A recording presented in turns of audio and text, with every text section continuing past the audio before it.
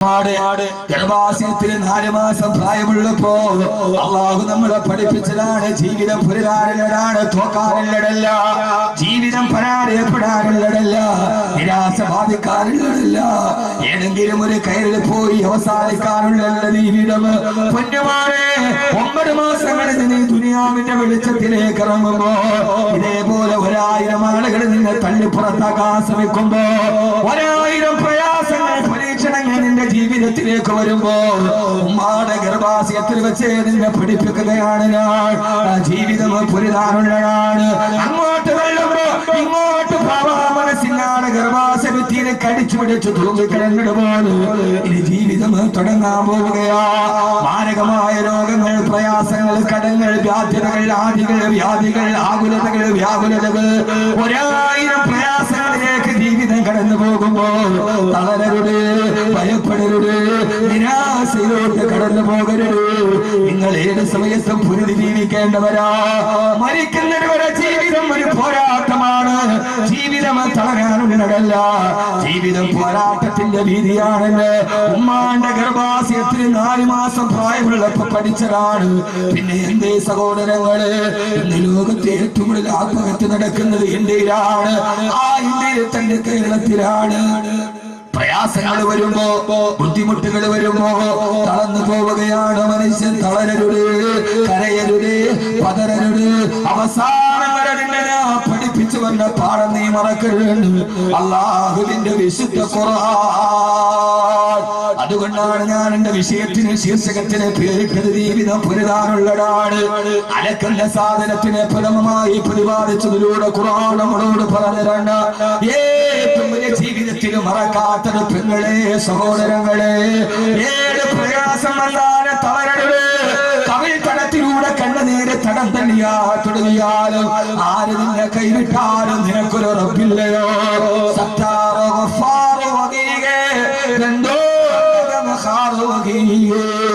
ഏറ്റവും നിന്നോട് സ്നേഹമുള്ള നിന്റെ റബ്ബുണ്ടല്ലോ, ഞാനുണ്ടല്ലോ. ഉമ്മാടെ ഗർഭാശയം നിന്നെ വെളിയിലോട്ട് തള്ളിയപ്പോ ആ സമയത്ത് പുറത്തേക്ക് പോകാതെ 9 മാസവും 10 ദിവസവും നിനക്ക് ഇവിടെ താമസ സ്ഥലം ഒരുക്കി തന്ന ഞാനല്ലേ കൂടെയുള്ളത്.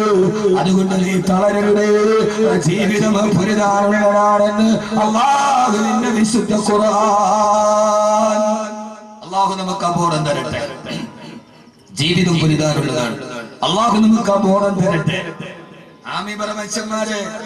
അല്ലാഹു നമുക്ക് അബോധം തരട്ടെ. ഇത് മനസ്സിലാക്കണമെങ്കിൽ ആമീൻ കൊണ്ടല്ലാതെ വേറൊന്നും മനസ്സിലാവൂല. മോനെ, ജീവിതത്തിൽ പ്രതിസന്ധികളും പ്രയാസങ്ങളും സ്വാഭാവികമാണ്. എന്റെ വിഷയം അതല്ല. ഈ അലക്ക എന്ന് പറഞ്ഞതിൽ തന്നെ 6 ആശയമുണ്ട് വിശുദ്ധ ഖുർആനിൽ. ഒരൊറ്റ വാക്ക് അത് പറഞ്ഞാൽ തന്നെ തീരില്ല. ഇതാണ് ഖുർആൻ പഠിക്കുകയും. അല്ലാഹു തൗഫീഖ് നൽകട്ടെ. ഖുർആൻ പഠിക്കുകയും.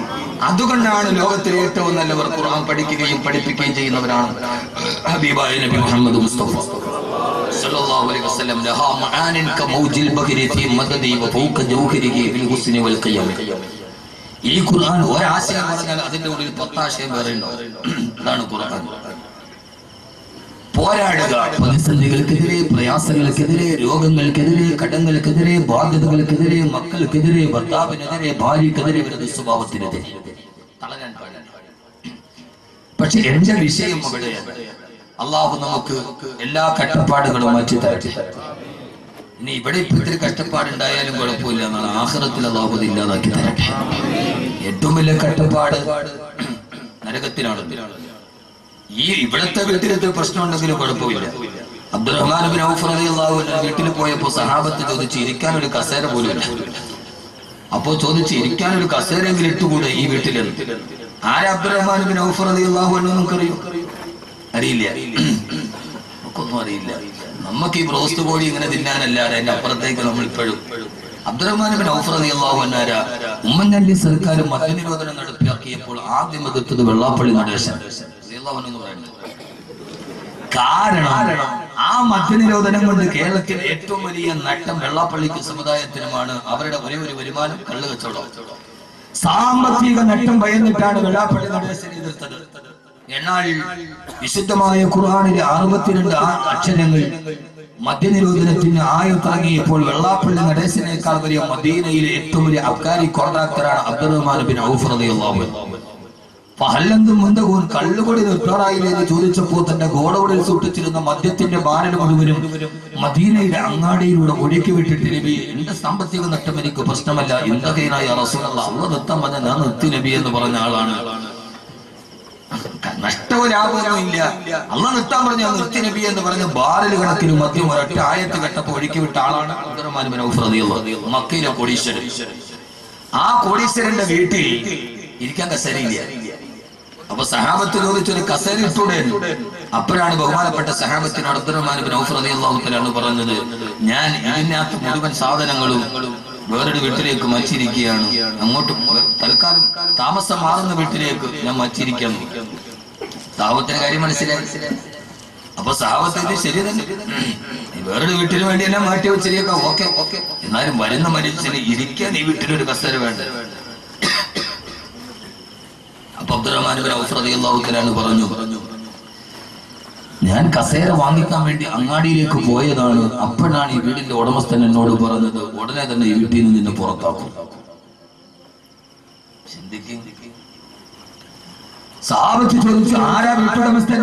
അങ്ങനെ പറഞ്ഞിട്ട്, അല്ല, ഇവിടെ ഇരിക്കാനൊരു കസേര വാങ്ങിക്കാൻ അങ്ങാടിയിലേക്ക് പോയപ്പോഴാണ് എതിരെ ഒരു മയ്യത്തും വഹിച്ചുകൊണ്ട് ഒരു പോക്ക് പോണത് കണ്ടത്. അപ്പൊ എനിക്ക് മനസ്സിലായി അടുത്തത് ഞാനാണ്, എന്നെ ഈ വീട്ടിൽ നടക്കുന്നത്. അതുകൊണ്ടാണ് ഞാൻ വാങ്ങിക്കാത്തത് എന്ന് പറഞ്ഞു അബ്ദുറഹ്മാൻ ബിൻ ഔഫ് റളിയല്ലാഹു അൻഹു. കാരണം ഏറ്റവും നല്ല വീട്. അപ്പോ പറഞ്ഞു, ഞാൻ ഈ സാധനമൊക്കെ വേറൊരു വീട്ടിലേക്ക് മാറ്റിയിരിക്കും. അതേത് വീട്? ഇന്നൽ ആഖിറത ഹിയ ദാറുൽ ഖറാർ, സ്വർഗത്തിന്റെ വീട്ടിലേക്ക് ഞാൻ മാറ്റിയിരിക്കും. ഇവിടെ ഒരു ദുഃഖമുണ്ടായാലും ഏറ്റവും വലിയ ദുഃഖം നരകത്തിനാണത്.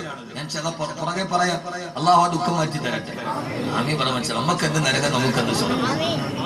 നമുക്ക് നരകമൊന്നും നമുക്കില്ലല്ലോ. പുതിയാപ്ല കാണാൻ പെണ്ണ് കാണാമെന്നു പുതിയ പെണ്ണിനോട് സംസാരിച്ചു കുറെ നേരം. പുതിയ പെണ്ണ് ഓടിച്ചെന്നിട്ട് ഉമ്മാനോട് പറഞ്ഞു, ഉമ്മ ഈ കല്യാണത്തിൽ ഞാൻ സമ്മതിക്കില്ല, ഇവൻ എന്നെ കെട്ടണ്ടാവും. ഉമ്മ ചോദിച്ചു, എന്തേ മോളെ? അവൻ എന്നോട് പറയാ നരകമൊന്നും ഇല്ലാന്ന് ചുമ്മാ. അപ്പൊ ഉമ്മ പറഞ്ഞു, അത്ര മോളെ, എന്നാ നീ ഇവനെ തന്നെ കെട്ടാവും. അതെന്തുമ്മ? അവൻ നരകമില്ലാന്നല്ലേ പറഞ്ഞത്? നിന്നെ കെട്ടി 10 ദിവസം കഴിയുമ്പോൾ ആരെ പറയും നരകമുണ്ട്? അപ്പൊ യഥാർത്ഥത്തിൽ നരകമില്ല, ഉണ്ടോ ഇല്ല കാര്യത്തിൽ നമ്മൾ സന്ദേഹവാദികളാ. ഉണ്ടെങ്കിലും ഉണ്ട്, ഇല്ലെങ്കിൽ ഇല്ല. ജവഹർലാൽ നെഹ്റു അതായിരുന്നില്ല. ജവഹർലാൽ നെഹ്റു നിരീശ്വരവാദിയായിരുന്നില്ല, സന്ദേഹവാദിയായി. ഉണ്ടെങ്കിലുണ്ട്, ഇല്ലെങ്കിൽ ഇല്ല. ഏറ്റവും പ്രധാനപ്പെട്ട കഷ്ടപ്പാട് പരലോകത്ത്. അല്ലാഹു പറഞ്ഞു, അല്ല, എല്ലാ കഷ്ടപ്പാടുകൾക്കും തിന്മകളുടെ വിഭാടകരായി നന്മയുടെ വക്താക്കളായി നിങ്ങൾ ഈ ജീവിതത്തിൽ പോരാടണമെന്ന് വിശുദ്ധ ഖുർആൻ. ഇത് നമ്മുടെ വിഷയത്തിന്റെ മർമ്മപ്രധാനമായ ഭാഗത്തേക്ക് വരാൻ ഞാൻ നീട്ടി പദ്ധതി പറയുന്നില്ല. ഖൈറുൽ കലാമി മാ കല്ലാവതല്ല, അരോചകമാകും വിധം സുദീർഘമാവാത്ത അർത്ഥദ്യോതകവും ആശയ സമൃദ്ധവും അർത്ഥവൈപുല്യമുള്ള പ്രഭാഷണമാണ് അത്യുത്തമം എന്നാണ് അർത്ഥവാക്യം. യഥാർത്ഥത്തിൽ അപ്പൊ നമ്മുടെ ജീവിതം പോരാടാനുള്ളതാണ് അല്ലേ? ആണല്ലോ. ഖുർആൻ ആദ്യം തന്നെ നമ്മളോട് പറഞ്ഞു, ആരോടാ പോരാടേണ്ടത്? പോരാട്ടം തീർച്ചയായും ശത്രുവിനോട് ആണല്ലോ. മിത്രത്തിനോട് ആരെങ്കിലും പോരാടുമോ? സ്വാഭാവികമായി ഒരാളുടെ പോരാട്ടവും ഒരാളുടെ സമരവും ആരോടാ? ശത്രുവിനോട്. ആരാ നമ്മുടെ ശത്രു? പറയും, നമ്മുടെ ശത്രു ആരാ? ഇബ്ലീസ്. നമ്മളെല്ലാവരും കുറെ നാളായിട്ട് കണ്ടുവച്ചിരിക്കുന്ന റെഡിമെയ്ഡ് മറുപടിയാണിത്. നമ്മുടെ ഏറ്റവും വലിയ ശത്രു ആരാ? ഇബ്ലീസ്. നമ്മളത് പ്രതിഷ്ഠിച്ചിരിക്കുക ഇബ്ലീസിനെ. വ്യഭിചരിച്ച് വന്നവനോട് ചോദിച്ചാൽ എന്നാലും ചെയ്തിട്ട് അതാണ് ഞാൻ ചെയ്യണോ തീരുമാനിച്ച. ആ സമയത്ത് ഇബ്ലീസ് ചതിച്ചതാരാ? കള്ളു കുടിച്ചവനോട് എന്തേ കള്ളു കുടിച്ചത്? ഞാൻ കുടിക്കാൻ പോയതല്ല. പക്ഷേ ആ സമയത്ത് ആ ലേനത്താക്കപ്പെട്ടവൻ എന്നെ ചതിച്ചു. ഇവൻ കുടിച്ചതിൽ ഇവന് പങ്കുണ്ടോ? ഉണ്ടോ?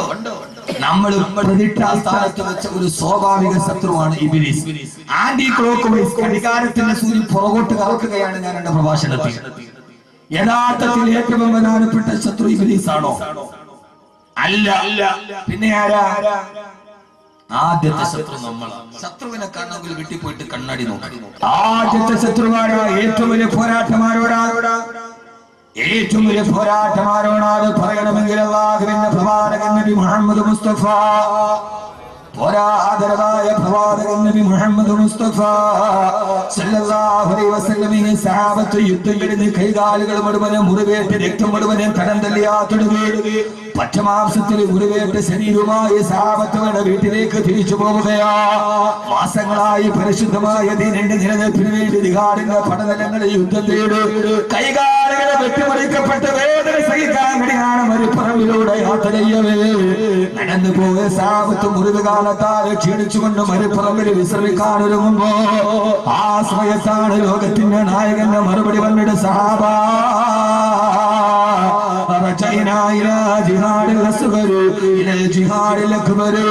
ഏറ്റവും ചെറിയ യുദ്ധ പോരാട്ടങ്ങളിലിട്ട് ഏറ്റവും വലിയ പോരാട്ടത്തിലേക്ക് നമ്മൾ കടന്നു പോവുകയാ. സഹാബത്ത് അത്ഭുതപ്പെട്ടു പോയി. അങ്ങാണ് തിരുവോടര്. ഏറ്റവും ചെറിയ യുദ്ധത്തിന് ശേഷം നമ്മളൊരു വലിയ യുദ്ധത്തിലേക്ക് തിരിച്ചു പോവുകയാണ് സഹാബ. കൈകാലുകൾ വെട്ടിമുറിക്കപ്പെട്ട ഘോര യുദ്ധത്തിന് ശേഷം വീട്ടിലേക്ക് തിരിച്ചു പോകവേ ഇതേവരെ നടന്ന ധർമ്മസമരം ഏറ്റവും ചെറുതാണെന്ന് തങ്ങളോട് നിസ്സാരപ്പെടുത്തിയ അല്ലാഹുവിന്റെ റസൂലിനോട് സഹാബത്തിനോട് യാ റസൂലല്ലാഹ് മൽ ജിഹാദുൽ അക്ബർ യാ റസൂലല്ലാഹ് ഏറ്റവും വലിയ പോരാട്ടം ഏതാണ് നബിയേ? ആ സമയത്താണ് അല്ലാഹുവിന്റെ റസൂൽ ലോകത്തോട് പറഞ്ഞത് നമ്മളാരും വായ്ത്താരി കൊണ്ട് പ്രതിഷ്ഠിക്കപ്പെട്ടവർ യഥാർത്ഥ ശത്രുക്കളല്ല. യഥാർത്ഥ ശത്രുവാരാ? അല്ലാഹുവിന്റെ റസൂൽ പറഞ്ഞു സഹാബ നിങ്ങളുടെ ശരീരത്തോട് പോരാട്ടം നടത്തുക. ഏറ്റവും വലിയ ശത്രു നിങ്ങളുടെ നഫ്സാണ് നഫ്സാണ് നഫ്സാണ് നഫ്സാണ്. ലോകത്തിന്റെ മുത്ത് ആദർശത്തിന്റെ സത്ത് ആദരവായ പ്രവാചകൻ നബി മുഹമ്മദ് മുസ്തഫ സല്ലല്ലാഹു അലൈഹി വസല്ലമ ഒന്നാമത്തെ ശത്രുവാണെന്നറിയോ സഹോദരങ്ങളെ? ശരീരമാ. ഈ നഫ്സിനോട് ധർമ്മസമരം നടത്താൻ അത്യാഗ്രഹത്തിന്റെ അശ്ലീലത്തിന്റെ ആപാത്തതയില്ലായ്മയുടെ ആവത്തനയുടെ ആസുരഭാവത്തിലേക്ക് ആത്മാവിന്റെ ആശ്ലേഷണത്തെ കൊണ്ടുപോകുന്ന ഈ ശരീരത്തോട് പടപൊരുടാൻ സ്വന്തം ശരീരത്തെ ഒന്നാമത്തെ ശത്രുവാ. ഇൻഷാ അല്ലാഹ് ഖുർആൻ 3 ശത്രുവിനെയാണ് നമ്മോട് പറയുക. അതിലാദ്യമായി ഖുർആൻ നിന്റെ ശരീരമാണ്.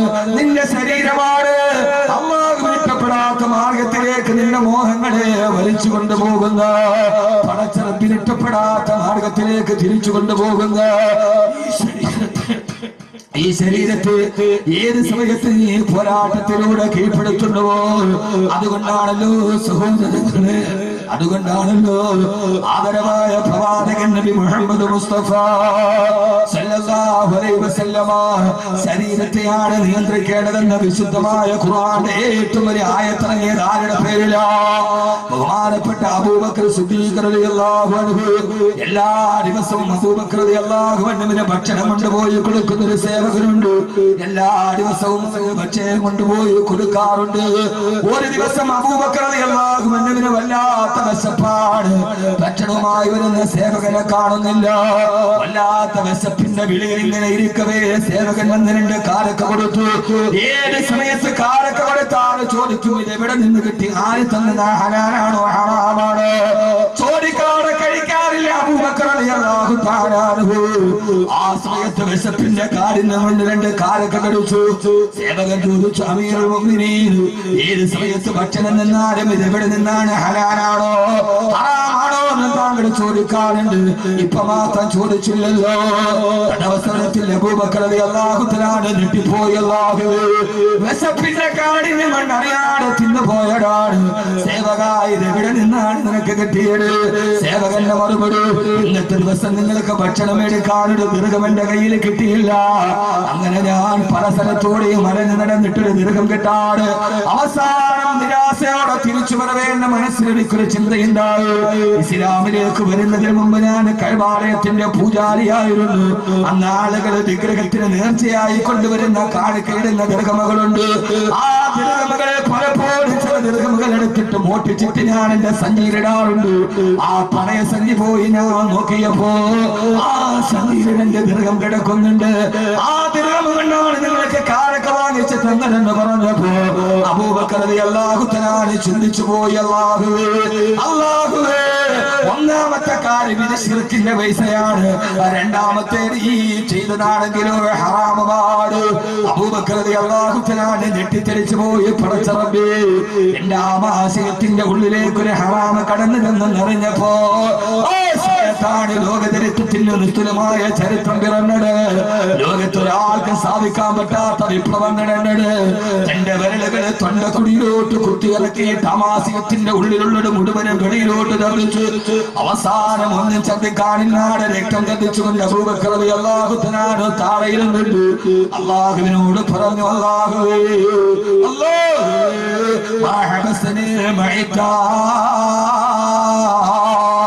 എന്റെ നഫ്സെന്നോട് ആവശ്യപ്പെട്ടപ്പോ വിശപ്പ് കൊണ്ട് എന്റെ കാലൊക്കെ നിന്ന് പോയി. അത് നിശ്ചിതമാണെന്നറിഞ്ഞപ്പോ കഴിയുന്നിടത്തോളം അബൂബക്കർ വെളിയിലേക്ക് ഛർദ്ദിച്ചിട്ടുണ്ട്. അല്ലാഹുവേ, എന്റെ ഞരമ്പിലോ ആമാശയത്തിലോ ഏതെങ്കിലും ഈ ഭക്ഷണത്തിന്റെ ഒരൽപ്പം പറ്റിപ്പിടിച്ചാൽ എനിക്കത് വെളിയിലേക്ക് തരാൻ കഴിയില്ല. എന്റെ പ്രിയപ്പെട്ട സഹോദരങ്ങളെ, തന്നെ വിശപ്പിന്റെ സമയത്ത് ചോദിച്ചപ്പോൾ എന്റെ കാലൊക്കെ എന്നതിന്റെ പേര് ആ സമയത്ത് മദീനയിൽ നിന്നിട്ട് രക്തം വെളിയിലോട്ട് വരികയാ. പൊട്ടിക്കരയുമ്പോഴാണ് ആ സമയത്താണ് നഫ്സിനെ കുറിച്ചുള്ള ഏറ്റവും ന്യായത്തിറങ്ങിയത്. പൊട്ടിക്കരന്നുകൊണ്ട് രക്തം വെളിയിലോട്ട് വരുമ്പോ സഹാബത്ത് പറയുന്നുണ്ട്, അബൂബക്കർ റളിയല്ലാഹു തആല അൻഹു രക്തം ചതിച്ചു മരിച്ചു പോകുമോ എന്ന് ഞങ്ങൾ ഭയപ്പെട്ടു പോയി.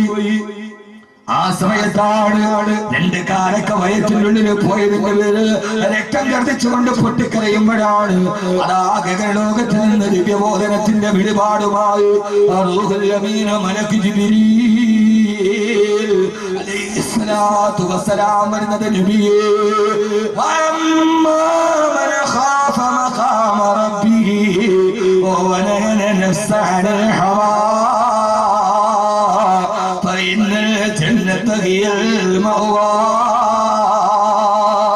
وأما من خاف مقام ربه.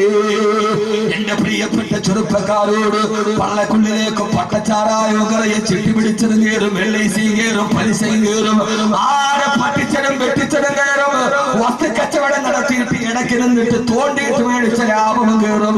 പൊന്നുമോനെ, ഏത് പള്ളക്കുള്ളിൽ പച്ചക്ക് ദഹിച്ചു പോകുന്നവനെ എന്തേ പടച്ചിറപ്പിനെ പേടിയില്ല. ഏകനായ പടച്ചിറപ്പിന്റെ മുമ്പിൽ നിൽക്കണമെന്നുള്ള പേടി വന്നാൽ അതുകൊണ്ടാണല്ലോ സുബഹി നമസ്കാരത്തിന് ഇമാമത്ത് നിൽക്കുമ്പോ ഇമാമ പൊട്ടിക്കരഞ്ഞിട്ട് ബോധം കെട്ടി താഴെ വീണത്. ഒരേ ഒരായത്തോടിയപ്പോ ഒരു സൂറത്തോടിയില്ല, യാസീനോഹിയില്ല. സുബഹി നമസ്കാരത്തിന് ഇമാമത്ത് നിൽക്കുകയാണ്. ഒരൊറ്റായത്തോടിയപ്പോ ബോധരഹിതനായി പേടിച്ച് വിറച്ച് താഴെ പോയി. ഏഴായത്തെന്നറിയോ? യൗമ യഖൂമുൻ നാസു ലിറബ്ബിൽ ആലമീൻ. യൗമ യഖൂമുൻ നാസു ലിറബ്ബിൽ ആലമീൻ. പരലോകത്ത് പടച്ചറപ്പിന്റെ മുമ്പിൽ നിൽക്കുന്ന ദിവസം. രണ്ടാമതൊരായത്തോടിയില്ല, പരലോകം പറഞ്ഞില്ല, ഹിസാബ് പറഞ്ഞില്ല, സിറാത്ത് പറഞ്ഞില്ല, നരകം പറഞ്ഞില്ല. പടച്ചറപ്പിന്റെ മുമ്പിൽ കൈ കെട്ടിയിട്ട് നിൽക്കുന്ന ദിവസം. ബോധം കെട്ട് താഴെ വീണു ഇമാം. ആരാ ഇമാം എന്നറിയോ? ഇമാമാണ് ബഹുമാനപ്പെട്ട അബ്ദുല്ലാഹി ഇബ്നു ഉമർ റളിയല്ലാഹു തആല അൻഹു.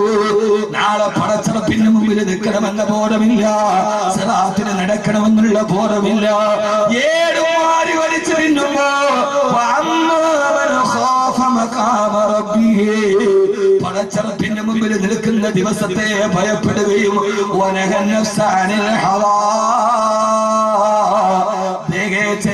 സ്വന്തം ശരീരത്തെ അതിന്റെ ഇച്ഛയിൽ നിന്ന് തടഞ്ഞു നിർത്തുകയും ചെയ്താൽ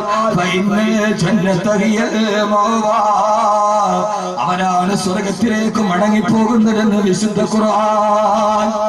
അല്ലാഹു ബോധം തരട്ടെ. ഇതാണ് ബോധം. ഏത് ബോധം? ഇതാണ് ബോധം. ബോധം എന്ന് പറഞ്ഞാൽ ഏത് ബോധമാ? ഈ സർക്കാരിന് 2% ഉള്ളൂ. കിട്ടിയ സമയത്ത് പരമാവധി. അതല്ല ബോധം, അത് ബോധമില്ലായ്മയാണ്. ഏറ്റവും വലിയ സുബോധം എന്റെ ഉള്ളിലിത്തിരി പോയി അത് വെളിയിലോട്ട് കളയണമില്ലെങ്കിൽ പടച്ചോനെ ആമാശയത്തിൽ പോയി ഞാൻ എന്ത് ചെയ്യും? നമുക്ക് ഏതും ലഹിക്കും. ഖുർആനിലെ ഏറ്റവും വലിയ ആയത്ത് സ്വർഗത്തിലേക്കുള്ള കുറുക്കുവഴി. സ്വർഗത്തിലേക്കുള്ള കുറുക്കുവഴി പറഞ്ഞു തരട്ടെ. സ്വർഗത്തിലേക്കുള്ള കുറുക്ക് വഴി പറഞ്ഞു തരട്ടെ. നിങ്ങൾ ഇന്ന് മനുഷ്യന്മാർ അലാവുദ്ദീൻ അത്ഭുത വിളക്ക് തരട്ടെ എന്ന് വെച്ചാൽ വേണ്ടെന്ന്. സ്വർഗത്തിലേക്കുള്ള കുറുക്ക് വഴി നമ്മൾ എപ്പോഴും കുറുക്ക് വഴിയല്ലേ നോക്കൂ. ഇപ്പൊ ഇവിടുന്ന് കൈതോടുന്ന് നേരെ നമുക്ക് പാരിപ്പള്ളിയിൽ ഇറങ്ങണം. പോണ വഴിക്ക് ഒരാൾ പറഞ്ഞു ഇതിലേ പോയാൽ 2 കിലോമീറ്റർ ലാഭമുണ്ട്, കുറുക്ക് വഴി ഉണ്ടെന്ന്. നമ്മൾ ഇതിലേ പോകും. ഇനിയിപ്പോ പോണത് MA യൂസുഫിനെ ആണെങ്കിലും 2 കിലോമീറ്റർ കുറുക്ക് വഴി കിട്ടി 2 കിലോമീറ്റർ ലാഭം കിട്ടിയാൽ മിക്കവാറും 5 റുപ്യ ലാഭം കിട്ടും. എന്നാലും അങ്ങനെയല്ലേ പോകും, അല്ലേ ഞാൻ നേരെ വഴി കൂടെ പോകുള്ളൂ. അത് ജീവിതത്തിൽ തന്നെ ഉണ്ടായിട്ടില്ല, പിന്നല്ലേ ഇനിയിപ്പോ റോട്ടിൽ കൂടെ ഉണ്ടാകും. അങ്ങനെ ആരും പോകില്ലല്ലോ. ആരാണെങ്കിലും കുറുക്ക് വഴി, സ്വർഗത്തിലേക്ക് ഒരൊറ്റ കുറുക്ക് വഴി പറഞ്ഞിരട്ടെ. وأما من خاف مقام ربه ونهى النفس عن الهوى فإن الجنة هي المأوى. ശരീരത്തെ പിടിച്ചെടുത്ത് ആദ്യത്തെ പോരാട്ടം ശരീരത്തിനോട്. ആദ്യത്തെ പോരാട്ടം എല്ലാ ജനുവരി മാസം തണുപ്പ്, എന്റെ ചുമ ഇതുവരെ മാറിയിട്ടില്ല. എന്നാലും ഞാൻ എന്റെ സദസ്സിനോട് നീതി പുലർത്തി. വല്ലപ്പോഴും തോന്നിട്ട് നിങ്ങളോട് എനിക്ക് വയ്യ, ചുമയാ, കഫ എന്നൊക്കെ പറഞ്ഞാൽ ആളുകൾക്ക് ഉണ്ടാകുന്നൊരു വിഷമമുണ്ട്. അതുകൊണ്ട് ഞാൻ അതും മറക്കുകയാണ്. ഒന്നാമത്തെ പോരാട്ടം 3 ശത്രുവിനെയാണ് ഖുർആൻ പറഞ്ഞത്. 3 പറയുമ്പോൾ നമ്മുടെ വിഷയം ചെയ്യും. ഇത് ആര് പറഞ്ഞ ശത്രുവ? യഥാർത്ഥത്തിൽ നരേന്ദ്രമോദി നമ്മുടെ ശത്രു ഒന്നുമില്ല. നമ്മുടെ യഥാർത്ഥ ശത്രു നരേന്ദ്രമോദിയാണ്. എന്താ മനുഷ്യന്മാരങ്ങൾ ചിന്തിക്കണത്? അങ്ങനെ എനിക്ക് തോന്നുന്നുണ്ടോ? അല്ല, മോഡി വരട്ടെ വരാതിരിക്കട്ടെ, നമുക്കെന്താ. എന്നാൽ യഥാർത്ഥത്തിൽ ഇസ്ലാം ഏറ്റവും നന്നായിട്ട് വളർന്നത് ഫിറഔന്റെ കൊട്ടാരത്തിലാണ്. ഫിറഔൻ വന്നാലേ ഇസ്ലാം വളരും. അങ്ങനെയാണ്, ഫിറഔന്റെ കൊട്ടാരത്തിലാണ് ഇസ്ലാം വളർന്നത്. മൂസയാന്ന് പറഞ്ഞിട്ട് 1000 പേരെ കൊല്ലുമ്പോ ഫിറഔന്റെ താടി പിടിച്ചിട്ട് വലിക്കുമ്പോ ഫിറഔന്റെ കൊട്ടാരത്തിലാണ് മൂസ വളർന്നത് അലൈഹിസ്സലാത്തു വസ്സലാം. അങ്ങനെയാണ് ഇസ്ലാമിന്റെ ചരിത്രം. ഒരിടത്തും വളർന്നിട്ടില്ല. ഫിറഔൻ വന്നാലേ നമ്മൾ ആരാവും? മൂസയാ. ഇപ്പൊ കേന്ദ്രമെങ്ങാനും മുസ്ലിം ലീഗ് ഭരിച്ചാൽ നമുക്ക് ഈ മോനുണ്ടാവും. എന്ന് പേടിക്കാൻ പേരില് നമ്മളാണല്ലോ എന്ന് വിചാരിച്ചിട്ട് നമ്മളിരിക്കും. ഫിറഔൻ വന്നാലേ നമ്മൾ മുസ്ലിം ആവും. ഇപ്പൊ ആളുകൾക്ക് തോന്നാൻ തുടങ്ങിയിട്ടുണ്ട് നമ്മുടെ ഇസ്ലാം ശരിയാക്കുന്നു. അതാണ് അള്ളാഹുടെ തദ്ബീർ. അങ്ങനെ തദ്ബീരിനവരില്ലാതെ തഖ്ദീർ. അള്ളാഹു നമ്മളെ നന്നാക്കി തരട്ടെ. മുഖം നന്നാവാത്തതിന് കണ്ണാടി എറിഞ്ഞെടുത്തിട്ട് കാര്യം. അവര് വന്നു വരാത്തതെന്നുള്ളല്ല, നമ്മളിപ്പോഴും പിറ കണ്ടാൽ തന്നെ ഒരുത്തം കണ്ടാ മറ്റൊരുത്ത അടച്ചു വെക്കും. ഞാൻ കാണൂല, എനിക്കൊന്നും വരുന്നവള് വേണ്ട. ആ രീതിയിൽ നമ്മുടെ അവസ്ഥ തോന്നിട്ടില്ല. അപ്പൊ യഥാർത്ഥത്തിൽ പ്രശ്നം ആരാ? നമ്മൾ തന്നെ. അള്ളാഹു നമ്മളെ കാത്തുരക്ഷിക്കട്ടെ. അതുകൊണ്ട് എന്റെ പ്രിയപ്പെട്ട സഹോദരിമാരെ, നമുക്ക് എല്ലാം നമുക്ക് ദഹിക്കും. ചിട്ടിപ്പൈസ ആണെങ്കിലും കുഴപ്പമില്ല, LIC ആണെങ്കിലും കുഴപ്പമില്ല, ഏത് ഹറാമാണെങ്കിലും നമുക്ക് പ്രശ്നമില്ല. അതൊക്കെ നമുക്ക് ശരീരത്തിന്റെ ഉള്ളിൽ ഒന്നാമത്തെ പോരാട്ടം ഈ ശരീരത്തോട് നടത്തണം. അള്ളാഹുവേ, നിനക്ക് ഇഷ്ടപ്പെട്ടത് എന്റെ ശരീരത്തിന്റെ ഉള്ളിൽ പോകാവൂ എന്ന് നമ്മൾ തീരുമാനിക്കണം. നാളെ സ്വർഗ്ഗത്തിൽ ഒരു ദരജയുണ്ട്. 3 പേർക്ക് എന്താണ് ആ ദരജ കിട്ടുകയില്ല. പറഞ്ഞിരട്ടെ, ആണുങ്ങളോട് ഇങ്ങോട്ട് നോക്കും മോനെ. ആദരവായ പ്രവാചകൻ നബി മുഹമ്മദ് മുസ്തഫ സല്ലല്ലാഹു അലൈഹി വസല്ലം പറയുകയാണ്, പരലോകത്ത് 3 ദരജകളുണ്ട് സ്വർഗ്ഗത്തിൽ. ആ ദരജ 3 ആളുകൾക്കല്ലാതെ 4ാമത് ഒരാൾക്ക് കിട്ടില്ല. ഒന്നാമത്തെ ആൾ റഹ്മിന് വസൂൽ, കുടുംബ ബന്ധങ്ങളെ ചേർക്കുന്ന ആൾ. സഹോദരൻ പിണങ്ങിപ്പോയി, വാപ്പ പിണങ്ങിപ്പോയി, പെങ്ങൾ പിണങ്ങിപ്പോയി, ആ പിണക്കത്തിന്റെ വാദത്തിൽ നിൽക്കുന്നവരല്ല. അതിർത്തി തർക്കത്തിന്റെ പേരിൽ ആങ്ങൾ പെങ്ങന്മാരും വാപ്പയും മക്കളും മിണ്ടാതിരിക്കലല്ല. കുടുംബ ബന്ധങ്ങളെ ചേർക്കുന്നവര് അവനാണ് സ്വർഗത്തിലെ ഏറ്റവും വലിയ ദറജ. മറ്റൊരാൾക്ക് കിട്ടില്ല. അല്ലാഹു ബന്ധങ്ങളെ ചേർക്കാൻ തൗഫീഖ് നൽകട്ടെ. നമ്മൾ ബന്ധങ്ങളെ ചേർക്കാൻ 1 2 നമുക്ക് ബന്ധം വലുതാണ്. ബന്ധം ചേർക്കാത്തവർ സ്വർഗത്തിലെത്തൂല. തഴമ്പുണ്ടായിട്ട് കാര്യമില്ല. തഴമ്പ് തക്കവയുടെ അടയാളമല്ലല്ലോ. തഴമ്പ് പാർക്കില്ലാത്തത് നമ്മുടെ നാട്ടിൽ ബാംഗ്ലൂരിൽ ഒരുമാതിരി പാവുണ്ടോ എന്ന് പള്ളിയിൽ ഇട്ടിട്ടുണ്ട്. 127 അവന് പോയ പിറ്റേ ദിവസം തഴമ്പ് ഉറപ്പാ. അത് അതിന്റെ അടയാളമല്ല. ഹൃദയബന്ധം ചേർക്കുക, കുടുംബ ബന്ധം ചേർക്കുക.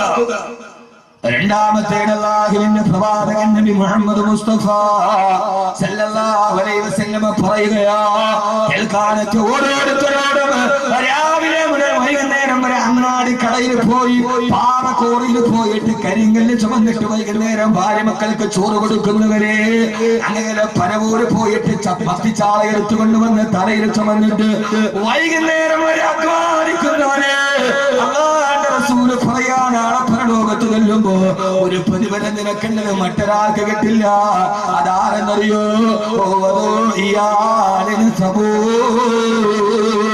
കടബാധ്യത ഏറെയുണ്ട്, കഷ്ടപ്പാടേറെയുണ്ട്, രോഗങ്ങളേറെയുണ്ട്. പക്ഷെ ഇന്നേവര് സ്വന്തം ഭാര്യ മക്കൾക്ക് ഹറാമ് കൊടുക്കാത്ത പ്രിയപ്പെട്ട ഗൃഹനാഥൻ, അവന് പ്രശ്നങ്ങളേറെയുണ്ട്, കടബാധ്യതയേറെയുണ്ട്. പക്ഷെ ഇന്നേവരെ അധ്വാനിച്ചതല്ലാതെ അവന്റെ ഭാര്യ മക്കളുടെ വയറ്റിൽ അവൻ ഹറാമിനെ കൊടുത്തിട്ടില്ല. പൊന്നുമോനെ, ലോട്ടറി എടുത്താലും കിട്ടും, അറബിയെ പഠിച്ചാലും കിട്ടും. അത് നിന്റെ ഭാര്യ മക്കൾക്ക് കൊടുത്താൽ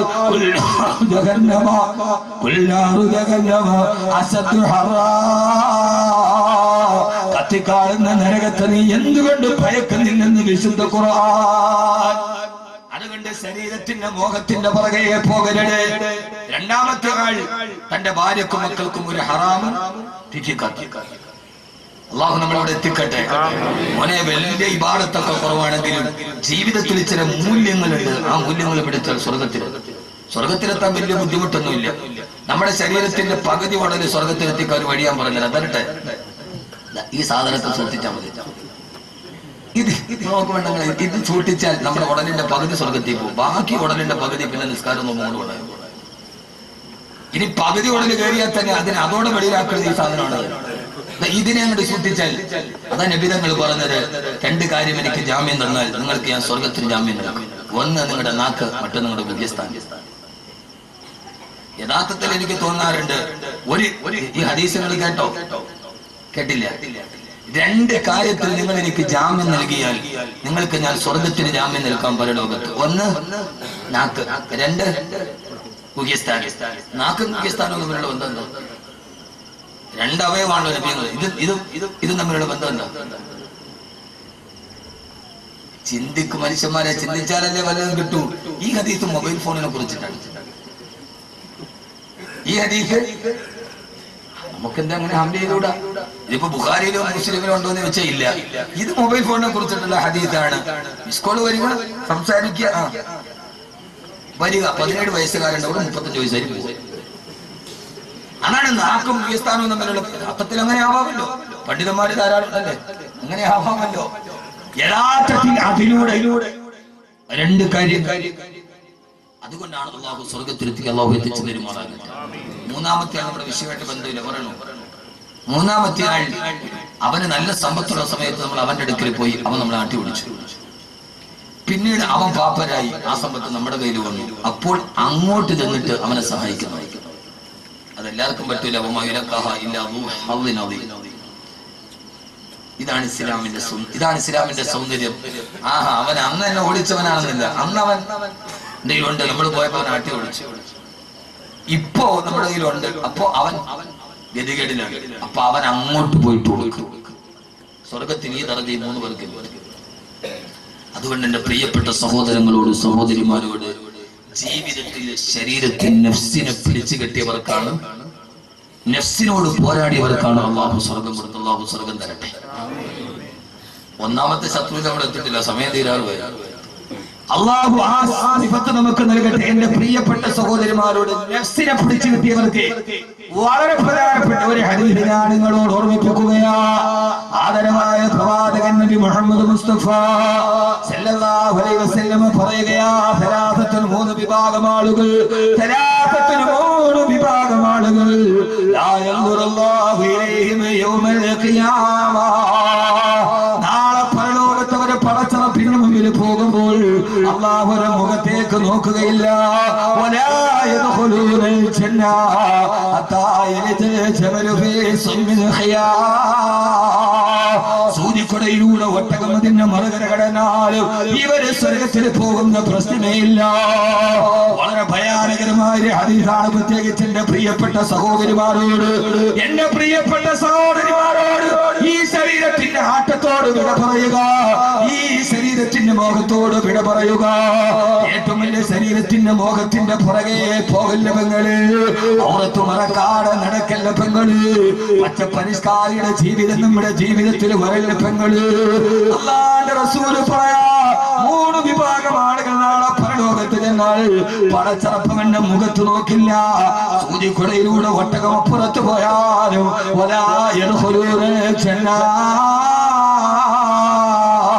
ഇവര് സ്വർഗത്തിൽ കടക്കുകയില്ല. ഒന്ന് വൃദ്ധനായ വ്യഭിചാരി, ഒന്ന് വൃദ്ധനായ വ്യഭിചാരി.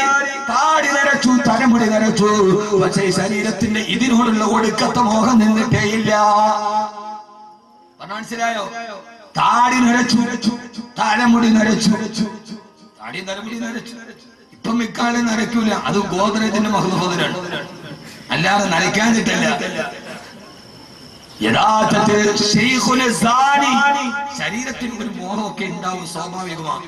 ഒരു കാര്യം മനസ്സിലാക്കിക്കോണം, തെറ്റുകൾക്ക് പല പ്രതിഫലമാണ്. ഒരാൾ വിവാഹത്തിന് മുമ്പേ തെറ്റ് ചെയ്താലുള്ള ശിക്ഷയല്ല വിവാഹം കഴിഞ്ഞ് തെറ്റ് ചെയ്താൽ ഇരട്ടിയാണ്. 40 വിവാഹം കഴിഞ്ഞ് തെറ്റ് ചെയ്താൽ, 40 വയസ്സ് വരെ തെറ്റ് ചെയ്താൽ 3 ഇരട്ടി. ഒരാൾ 40 കഴിഞ്ഞിട്ട് തെറ്റ് നിർത്തിയില്ല, 4 ഇരട്ടി ശിക്ഷ. 60 കഴിഞ്ഞിട്ട് നന്നായില്ലെങ്കിൽ പിന്നെ അവന്റെ കാര്യം പോക്കാം. ഓരോ പ്രായത്തിന്റെ ശിക്ഷ, ഓരോ ശിക്ഷ. 60 ആകുമ്പോ അവന്റെ ഈ ശരീരത്തിന് മോഹം നഫ്സ് എന്താ പറയാ, ഈ മോഹത്തിന് അവൻ കടിഞ്ഞാണിട്ടിട്ടില്ല. രണ്ടാമത്തെ പറയട്ടെ മനുഷ്യന്മാരെ, 2, 3. രണ്ടാമത്തേത് പെണ്ണ് കേൾക്കാം, മൂന്നാമത്തേത് ആണ് കേൾക്കാം. ഇത് പറയാതിരിക്കാൻ തരമില്ല. 2. രണ്ടാമത്തേത് മറ്റാരുമല്ല, പുരുഷവേഷം ധരിച്ച പെണ്ണ്. പുരുഷവേഷം ധരിച്ച പെണ്ണ്, പുരുഷവേഷം ധരിച്ച പെണ്ണ്. ഇന്ന് നിസ്കാരത്തരമ്പുള്ള ഹാദിയാരുടെയും നാട്ടുപ്രമാണിയുടെയും 17 തികഞ്ഞ പെൺമക്കൾ കോളേജിൽ പോകുന്നത് ജീൻസ് ടീഷർട്ടും ഇട്ടിട്ടാ. യഥാർത്ഥത്തിൽ ഇത് പുരുഷന്റെ വേഷമാ. വാപ്പാക്ക് തഴമ്പിന് കുറവില്ല, വാപ്പാക്ക് ഏറ്റവും വലിയ പ്രതിപത്തിക്ക് കുറവില്ല. അവന്റെ പെൺമക്കൾ ഇറച്ചിക്കടയിലെ പോത്തിന്റെ കാല് തൂക്കിയിട്ടിന് മാതിരി ഇറച്ചി കച്ചവടത്തിന് പോകുന്ന പെൺമക്കൾ. എന്റെ ഭാഷ കടുത്തു പോയാൽ നിങ്ങൾ പുറമനൊന്നുമാക്കണം. പണ്ടൊക്കെ മലബാറിൽ കണ്ട അതേ അവസ്ഥ നമ്മുടെ നാട്ടിലേക്ക് വരികയാ. ഓരോ കല്യാണത്തിന് ഓഡിറ്റോറിയത്തിന് പോകുമ്പോ വിവാഹച്ചന്തയിൽ മാത്സര്യ ബുദ്ധിയോടെ കോടികൾ എറിഞ്ഞ് പകിട കളിക്കുന്ന സമുദായത്തിന്റെ ആർഭാട കല്യാണത്തിന്റെ നടുവിൽ തെറ്റുമിട്ട് ഈ പെൺമക്കൾ മുഴുവനും അടിഞ്ഞാടുമ്പോ, പൊന്നുമോളെ നാളെ പരലോകത്ത് നീ പോയി നിൽക്കുമ്പോ പടച്ചറപ്പ് നിന്റെ മുഖത്തേക്ക് നോക്കുകയില്ല. അല്ലാഹു അവരോട് സംസാരിക്കില്ല. പടച്ചറപ്പ് അവരെ മുറന്നു കളയുമെന്ന്. എന്ന് മാത്രമല്ല, നീ സ്വർഗത്തിലേക്ക് കടക്കില്ല. 1, 2 പുരുഷവേഷം ധരിച്ച പെണ്ണ്. അല്ലാഹു ബോധം തരട്ടെ. നോക്ക് മനുഷ്യന്മാരെ, അല്ലാഹു ബോധം തരട്ടെ. ഏതാണ് പുരുഷന്റെ വേഷം? ഇപ്പൊ നമ്മുടെ പെണ്ണുങ്ങളുടെ ഒരു വേഷമുണ്ട്. പറയാതിരിക്കുന്ന നിവർത്തിയില്ല. നിങ്ങൾക്ക് എന്നെ തുറച്ചു നോക്കേണ്ട ഒരു കാര്യമില്ല. എന്നെ തുറഞ്ഞു നോക്കണ്ട, പറഞ്ഞു തന്നെ പറയാനല്ലോ. ഇപ്പൊ ഒരു സൈസ് വേഷമുണ്ട് നമ്മുടെ പെണ്ണുങ്ങൾക്ക്. അതൊരുമാതിരി വലിയ ടൈപ്പ് വസ്ത്രമാണ്. അത് കാലോട്ട് നമ്മൾ വെക്കിയിട്ടാ മതി. എന്താ അതിന്റെ പേരെന്താ? കഷ്ട മുത്തക്കിങ്ങൾ അറിഞ്ഞൂടാ, പാവങ്ങൾ. നിങ്ങൾ ഇതിന് ഉടനോട് സ്വർഗത്തിലാ. ഇനിയിപ്പോ നിങ്ങൾക്ക് എന്തിനാ വാദം പറയുന്നത്? നിങ്ങൾ അത്രയും വലിയ മുത്തക്കിങ്ങൾ ആരാ ഉള്ളത്? ഒരു ബനിയന്റെ വസ്ത്രം, ബനിയൻ പാന്റ് അതങ്ങോട്ട് കയറിയിട്ടിട്ടാൽ നമ്മുടെ ഇറച്ചിക്കടയിലൊക്കെ പോത്തിന്റെ കാല് തൂക്കിയിട്ടത് മാതിരി അവളുടെ തൊടയുടെയും കാലിന്റെയും വടിവതേ പിടിവാണ്. എന്റെ പേരെന്താ?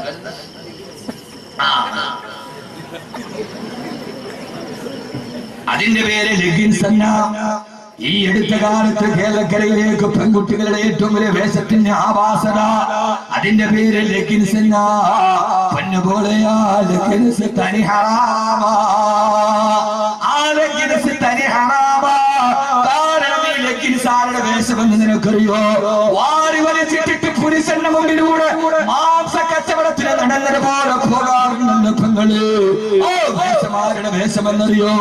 യൂറോപ്യൻ നഗരങ്ങളിലെ വേഷ പെണ്ണുങ്ങൾ അവര് വേഷങ്ങളാണെന്ന് തിരിച്ചറിയാൻ വേണ്ടി ധരിച്ച വസ്ത്രമാണ് ലെഗിൻസ്. അതെങ്ങനെയാണ് മാപ്പിള പെണ്ണിന്റെ വസ്ത്രമായി മാറിയത്? ഏത് കാലഘട്ടത്തിന്റെ ദുര്യോഗമാണ് തങ്ങളെ?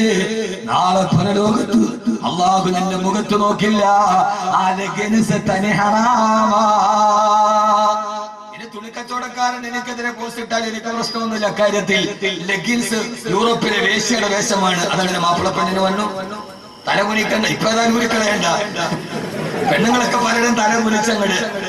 ഇതിപ്പോ പർദ്ദന്റെ ഉള്ളിലാണെങ്കിൽ വലിയ പ്രശ്നമില്ല. പക്ഷെ ഇതിട്ടിട്ട് ഒരു ടീഷർട്ട് ഇട്ടിട്ട് നടക്കും, കണ്ടിട്ടില്ല? ഏതാണ്ട് മിക്ക മുസ്ലിം പെണ്ണുങ്ങളുടെയും അവസ്ഥ ഇന്നിപ്പോ ഇതാണ്. ജീൻസ് ടീഷർട്ട് ഇടുക. കല്യാണത്തിൽ ഒരു ചെറുപ്പക്കാരൻ എന്നോട് പറഞ്ഞു, ഉസ്താദേ ഞാൻ കല്യാണം പെണ്ണുമായിട്ട് ഉറപ്പിച്ചതാണ്, മാറ്റി കല്യാണം. എന്റെ കല്യാണത്തിന് തീയതി ഉറപ്പിച്ചപ്പോൾ അവള് പറഞ്ഞു എനിക്ക് ജീൻസ് ടീഷർട്ട് ഇടണമെന്ന്. ഞാൻ വേണ്ടെന്ന് അവസ്ഥ. ഇന്ന് ഏറ്റവും എല്ലാ മക്കളും ഉണ്ട് അതിനകത്ത്. ഹറാമാണ് ലെഗിൻസ് ഇടുക, ഒരു ടീഷർട്ട് ഇടുക, എന്നിട്ട് റോഡിൽ ഇങ്ങനെ നടക്കുക. പോണ ഈ പൂളയും പപ്പയും പറിച്ച കോഴി പണമാരി ആ രീതിയിൽ പോകുന്ന ആവാസത്തിന്റെ വസ്ത്രം. നിങ്ങൾ കൂടുതൽ ചിരിക്കുന്ന മനുഷ്യന്മാരെ. മൂന്നാമത്തെ ആരെന്നറിയോ? അള്ളാഹു നാളെ പരലോകത്ത് നോക്കാത്ത മൂന്നാമത്തെ ആളാണ് പുരുഷന്മാര്. പൊട്ടിച്ചിരിക്കണ്ട. തന്റെ ഭാര്യ ഇങ്ങനെയൊക്കെയാണ് നടക്കുന്നതെന്ന് അറിഞ്ഞിട്ടും, അള്ളാഹ് ഇഷ്ടപ്പെടാത്ത രീതിയിലാണ് തന്റെ ഭാര്യ പെൺമക്കളെ നടക്കുന്നതെന്ന് അറിഞ്ഞിട്ടും അത് നിസ്സാരമായി കാണുന്ന ഭർത്താവ്. മൂന്നാമത്തെ തന്റെ ഭാര്യയും തന്റെ പെൺമക്കളും ഇങ്ങനെയാണ് നടക്കുന്നതെന്നറിയാം. എന്നിട്ട് കാലം ഇതല്ലേ ഉസ്താദേ എന്ന് പറഞ്ഞ് അതിനെ ലാഘവത്വത്തോടെ കാണുന്ന ഭർത്താവ്. ഈ കോഞ്ഞാങ്കണിയാനോട് പറഞ്ഞു നിന്റെ ഭാര്യ മക്കളും ഇങ്ങനെ നടക്കണേന്ന്. അവൻ പറഞ്ഞു കാലം ഇതൊക്കെയല്ലേ. ഇതിനെ നിസ്സാരമായി കാണുന്ന ഭർത്താവ് നാളെ പണച്ചറവിന്റെ മുഖത്ത് നോക്കി. അതുകൊണ്ട് ആവാസത്തിന്റെ വസ്ത്രത്തിൽ നിന്ന് വിളിച്ചു. ശരീരത്തിന്റെ ഈ മോഹം, ശരീരത്തിന്റെ മോഹം വെളിയിൽ കാണിക്കാനാണ്. അള്ളാഹു നമ്മളെ കാത്തിരക്ഷിക്കുമാറാകട്ടെ. ഞാൻ പറയണ മനസ്സിലാവുന്നുണ്ടോ നിങ്ങൾക്ക്? ഞാൻ പറയണ മനസ്സിലാവുന്നുണ്ട? ലെഗിൻസ് ഇട്ടുകൊണ്ട് പെണ്ണ് പോകുമ്പോഴേ മനസ്സിലാക്കിക്കോണം ഇത് യൂറോപ്പിലെ വേശ്യയിട്ട വസ്ത്രമാണ്. യൂറോപ്പിലെ വേശ്യയുടെ വസ്ത്രം കേരളത്തിന്റെ ഫാഷനായി മാറി. അങ്ങനെയാണല്ലോ നമ്മുടെ ചെറുപ്പക്കാർക്ക് ഇപ്പൊ ഒരു വസ്ത്രവിധാനമുണ്ടല്ലോ. ഒരു ലോവസ്റ്റ് പാന്റ് താഴേക്ക് കൊണ്ട് പൂന്ന് കിടക്കും. അതിന്റെ മുകളിൽ ഏതാണ്ട് നമ്മുടെ പാരിപ്പള്ളി നാഷണൽ ഹൈവേയുടെ വീതിക്ക് അവന്റെ അടിവസ്ത്രത്തിന്റെ ഒരു ബാനർ ഉണ്ടാവും. നാണമില്ല കുട്ടികളെ, നാണമില്ല നിങ്ങൾക്ക്. ഏത് കല്യാണത്തിനും പോയി നോക്ക്. ഞാനിവിടെ അടുത്ത കല്യാണത്തിന് നമ്മൾ ചിരിച്ച് ഞാൻ ഉത്തരവാദിയല്ല. യഥാർത്ഥത്തിൽ ഈ അടുത്ത സമയത്ത് ഒരു കല്യാണത്തിൽ നിക്കാഹിന് ഞാൻ സ്വീക പറഞ്ഞു കൊടുത്തോണ്ടിരിക്കുമ്പോ ആ സമയത്ത് അളിയനെ സ്വീകരിക്കാൻ പെണ്ണിന്റെ ആങ്ങളെ വന്നു. ഞാൻ പേടിച്ചു പോയി. മിക്കവാറും അവന്റെ അപ്പ ഊരി പോകുന്നെനിക്ക് തോന്നുന്നു. ഇന്ന് കുട്ടികൾ ബൈക്കിന്റെ പുറകിൽ ഈ കുട്ടികളിരുന്ന് പോയാൽ അതിന്റെ പുറകിൽ ഭാര്യാസമേതം കാറിൽ യാത്ര ചെയ്യാൻ കഴിയില്ല. കാരണം ബൈക്കിന്റെ പുറകിൽ നിൽക്കുന്ന ചെറുപ്പക്കാരുടെ വസ്ത്രം, അവന്റെ അടിവസ്ത്രം മേപ്പോട്ടാവുക, അവന്റെ പാന്റ് താഴെയൊക്കെ ടൈറ്റ് ആയി കിടക്കുന്ന ഒരു പാന്റ് ഇട്ടത് എങ്ങനെ കയറ്റിയിടുന്ന അറിഞ്ഞൂടാ. പ്ലംബർമാരും അതിന് PVC പൈപ്പ് ചൂടാക്കിയിട്ട് കയറുമാതില്ല. ആ സാധനം കയറ്റിയിടുക. എന്നിട്ട് ഇത് ആരുണ്ടാക്കിയ വസ്ത്രമാണ്? ചെറുപ്പക്കാരെ കുട്ടികളെ ഇല്ല, ഞാനിപ്പോ 10 പേരെ ഇതാരുണ്ടാക്കിയ വസ്ത്രമാണ്? ലണ്ടനിലെ ജയിലുകളിൽ സ്വർഗരതിക്കാരായ ചെറുപ്പക്കാർ സ്വർഗരതിക്കാരാണ് എന്ന അടയാളത്തിൽ ധരിച്ച വസ്ത്രമാണ് ഈ വസ്ത്രം. ഈ വേശ്യകളുടെയും സ്വർഗാനുരാഗികളുടെയും വസ്ത്രം നിന്റെ ഫാഷനായി മാറി. ആദ്യമായിട്ട് അടിവസ്ത്രം മേപ്പോട്ടും വസ്ത്ര കീപ്പോട്ടുമാക്കിയത് ലണ്ടനിലെ ജയിലുകളിൽ, പാശ്ചാത്യന്റെ ജയിലിൽ താമസിച്ച അവിടുത്തെ സ്വർഗാനുരാഗികൾ നിങ്ങൾ സ്വർഗരതിയുടെ താല്പര്യമുള്ളവരാണ് എന്ന് പറഞ്ഞ ആ സിംബോളിക്കാണ് ഇന്ന് നമ്മുടെ മക്കൾ. പിന്നെ നിങ്ങളുടെ മക്കൾ ഇത് ഇടണോ വേണോ നിങ്ങൾ തീരുമാനിക്കും. ഞാൻ പറഞ്ഞല്ലോ, ഞാൻ ഒരു വാത് പറയാൻ വന്നെങ്കിൽ കാര്യങ്ങൾ പറയാനാണ്.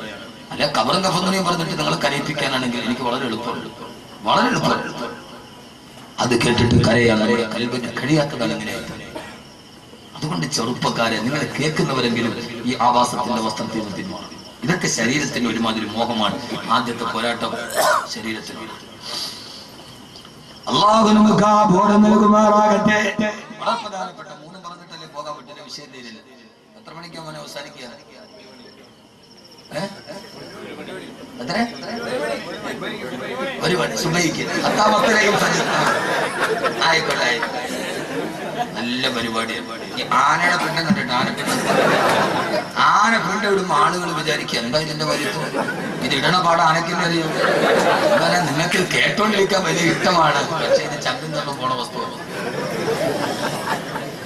ഏതായാലും ആദരവായ പ്രവാചകൻ നബി മുഹമ്മദ് മുസ്തഫ പോരാ, ആദരവായ പ്രവാചകൻ നബി മുഹമ്മദ് മുസ്തഫ സല്ലല്ലാഹു അലൈഹി വസല്ലമ എന്റെ പ്രിയപ്പെട്ട സഹോദരങ്ങളോട് സഹോദരിമാരോട് വന്നസു തഅജുദുൻ ഇസ്ലാഹി മാ ഫസദാ ഇമാം ബുസൂരി അല്ലാഹു അങ്ങേ അനുഗ്രഹിക്കട്ടെ. അന്നസു കത്തിഫിരീൻ തുമിലഹു സബ്ബാല റബ്ബർഗാടി വൈന തുഫ്തിനുഹു യൻഫതിനി. ഈ ശരീരത്തെ കടിച്ചായിട്ടില്ലെങ്കിൽ പടച്ചറപ്പിന്റെ സ്വർഗം നമുക്ക് നഷ്ടപ്പെട്ടു പോകും. ആ സ്വർഗത്തിന്റെ കവാടം നമ്മുടെ മുമ്പിൽ നഷ്ടപ്പെട്ടു പോകും. എന്റെ പ്രിയപ്പെട്ട ചെറുപ്പക്കാരാ, അതുകൊണ്ട് ശരീരത്തിനെതിരെ പോരാട്ടം നടത്തി ലാഭ കച്ചവടം നടത്തണം. അറിയുമല്ലോ ബഹുമാനപ്പെട്ട ആദരവായ പ്രവാചകൻ നബി മുഹമ്മദ് മുസ്തഫ സല്ലല്ലാഹു അലൈഹി വസല്ലമ അല്ലാഹുവിന്റെ റസൂൽ മദീനയിലേക്ക് ഹിജ്റ പോവുകയാ. സ്വന്തം നാടിനോടും വീടിനോടും വിട പറഞ്ഞ മദീനയിലേക്ക് അല്ലാഹുവിന്റെ റസൂൽ പോകവേ ബഹുമാനപ്പെട്ട സിനാൻ റളിയല്ലാഹു തആല ഹിജ്റ പോവാൻ തയ്യാറെടുത്ത് അല്ലാഹുവിന്റെ റസൂൽ മദീനയിലേക്ക് പോയി കഴിഞ്ഞു. മക്കയുടെ ഏറ്റവും വലിയ പരിമളം പോവുകയാണ്. പാരിജാതത്തിന്റെ പരിമളത്തെക്കാൾ സുഗന്ധം നൽകിയ ആദരവായ പ്രവാചകൻ നബി മുഹമ്മദ് മുസ്തഫ ആദരവായ പ്രവാചകൻ നബി മുഹമ്മദ് മുസ്തഫ സല്ലല്ലാഹു അലൈഹി വസല്ലമ യകീതി കി ഗർ ഗർ ആകർ ഹലീമാ മേരാ ദിൽ में खैरुल वरा आ गया है ये खेती के घर घर आकर हलीमा मेरा घर में खैरुल वरा आ गया है. മദീനയുടെ മറുഭാഗത്തുള്ള പട്ടിണി വീട്ടിലുണ്ട്. മക്കത്തേക്ക് ഒരു കുട്ടിക്ക് പാല് കൊടുക്കാൻ പോയപ്പോ പട്ടിണി പാപമായ ആമിനയുടെ പൊന്നുമോനിനെ മുത്തിനെ മാറിയെടുത്ത് മടിത്തട്ടിലെത്തി മദീനയിലേക്ക് തിരിച്ചു വരവേ സ്വന്തം മടിത്തട്ടിലേക്ക് പ്രിയപ്പെട്ട പൊന്നുമോനെ മലത്തിക്കിടത്തി മുലപ്പാല് കൊടുക്കുമ്പോ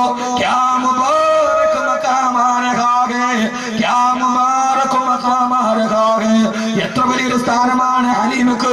പിന്നെ ഹലീമ ചരിത്രത്തിന്റെ ഏറ്റവും വലിയ പ്രകൃതിയുടെ നായകനെ മുലയൂട്ടി വളർത്തുന്ന സഹോദരങ്ങളെ ഹലീമത്തെ സരിയാണ് മടിയിൽ കിടന്ന് മുലയൂട്ടുമ്പോ ആദരവായ പ്രവാചകൻ നബി മുഹമ്മദ് മുസ്തഫ സല്ലല്ലാഹു അലൈഹി വസല്ലമ മുലകുടി പ്രായത്തിൽ പോലും ഒരേ ഒരു സ്ഥലത്ത് നിന്നല്ലാതെ പാല് കുടിച്ചിട്ടേയില്ല.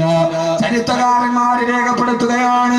രണ്ടാമത്തെ സ്ഥലമെടുത്തിട്ടല്ലാണ്ട് റസൂലിന്റെ ചെഞ്ചുണ്ടിലേക്ക് വെച്ചു കൊടുത്താൽ ആ പഞ്ചപുരകപ്പൂത്തേതിതൾ അതരത്തിലേക്ക് വെച്ചു കൊടുത്താൽ ആ സ്ഥലത്ത് നിന്ന് പിന്നീട് മുലപ്പാല് കുടിച്ചിട്ടില്ല.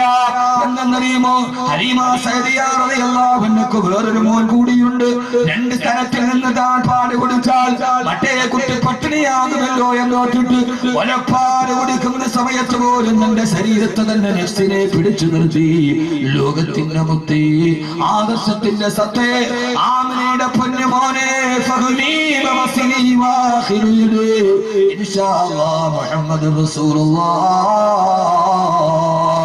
ആ പ്രവാചക പുങ്കവരുടെ പരിശുദ്ധിയുടെ പ്രബന്ധത്തിന്റെ തിരുപ്പിറവിയുടെ ആഭരണങ്ങൾ പാടിപ്പകർത്തുന്ന ഒരു റബീന്റെ പൊന്നം പിടിത്തിങ്കൽ കളയിൽ അല്ലാഹുവിന്റെ റസൂലിന്റെ ഏത് പറഞ്ഞിട്ടാണ് മധു പറഞ്ഞു മുടിയുമോ? സുജായി പറഞ്ഞതുപോലെ മദനമന മുടി അടകും നബിയുടെ മധുകുമുര ചെയ്തു മുടിയുമോ? മദനമന മുടി അടകും നബിയുടെ മധുകുമുര ചെയ്തു മുടിയുമോ?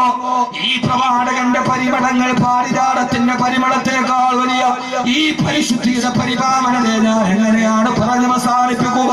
മദീനയിലേക്ക് പാരായണം ചെയ്തു പോകവേ സിനാൻ റളിയല്ലാഹു തആല തന്റെ ഒട്ടകപ്പുറത്ത് കടന്നു വന്നു മുത്തിന്റെ പുറകെ പോകാൻ മക്കാ ഖുറൈശികളെ പിടിച്ചു നിർത്തിയിട്ട് പറഞ്ഞു, സിനാനെ ഞാനുണ്ട്. മുത്തിന്റെ പുറകെ പോവുകയാണ് മദീനയിലേക്ക്. ആ സമയത്ത് സിനാനെ പിടിച്ചു നിർത്തിയിട്ട് സിനാൻ, ഈ നിന്റെ സമ്പാദ്യം മുഴുവനും ഈ മക്കയിൽ വന്നിട്ട് നീ സമ്പാദിച്ചതാണ്. അതുകൊണ്ട് ഈ സമ്പാദ്യം മുഴുവനും മക്കയിൽ വേട്ടിച്ചിട്ട് പോയിക്കൊള്ളുക. സഹോദരങ്ങളെ, സഹോദരങ്ങള്, ശരീരത്തിന്റെ ഏറ്റവും വലിയ മോഹം പണത്തിനോടാണത്. ഒരു പുരുഷായുസ് കൊണ്ട് താൻ സമ്പാദിച്ചത് മുഴുവനും മക്കയിൽ ഉപേക്ഷിക്കാൻ പറഞ്ഞപ്പോ സിനാൻ റളിയല്ലാഹു തആല ചിന്തിച്ചത് എന്തെന്നറിയുമോ? അള്ളാഹുവിന്റെ തൃപ്തിയല്ലേ വലുത്. സമ്പാദ്യം മുഴുവനും മക്കയിലേക്ക് വലിച്ചെറിഞ്ഞു. ഒട്ടകപ്പുറത്ത് പോകാണ് നിങ്ങളെ അബൂജഹൽ പിടിച്ചു നിർത്തിയിട്ട് പറഞ്ഞു, സിനാൻ, ഈ ഒട്ടകവും മക്കയുടെ സമ്പാദ്യമാണ്. മദീനയിലേക്ക് പോകുന്നുവെങ്കിൽ ഈ ഒട്ടകത്തെ ഇവിടെ ഉപേക്ഷിച്ചിട്ട് പോകാൻ പറയവേ, ഒട്ടകത്തെയും ഉപേക്ഷിച്ച് ഒരു പുരുഷായുസ് കൊണ്ട് സമ്പാദിച്ചത് മുഴുവനും മക്കയുടെ മണ്ണിൽ ഉപേക്ഷിച്ചിട്ട് ഒട്ടകത്തെയും വിട്ട് 450 കിലോമീറ്റർ കാൽനടയായി നടന്നു പോയ മഹാനായ സ്വഹാബിയാണ് സിനാൻ റളിയല്ലാഹു അൻഹു. മരുപ്പറമ്പിന്റെ മുകളിലൂടെ, ചുറ്റുപടുത്ത മണലാരണ്യത്തിന്റെ മുകളിലൂടെ തന്റെ ഒട്ടകത്തെയും ഒരു പുരുഷായുസിന്റെ സമ്പത്ത് ഉപേക്ഷിച്ചിട്ട് തന്റെ ശരീരമല്ലല്ലോ അല്ലാഹുവിന്റെ തൃപ്തിയാണ് വലുത്.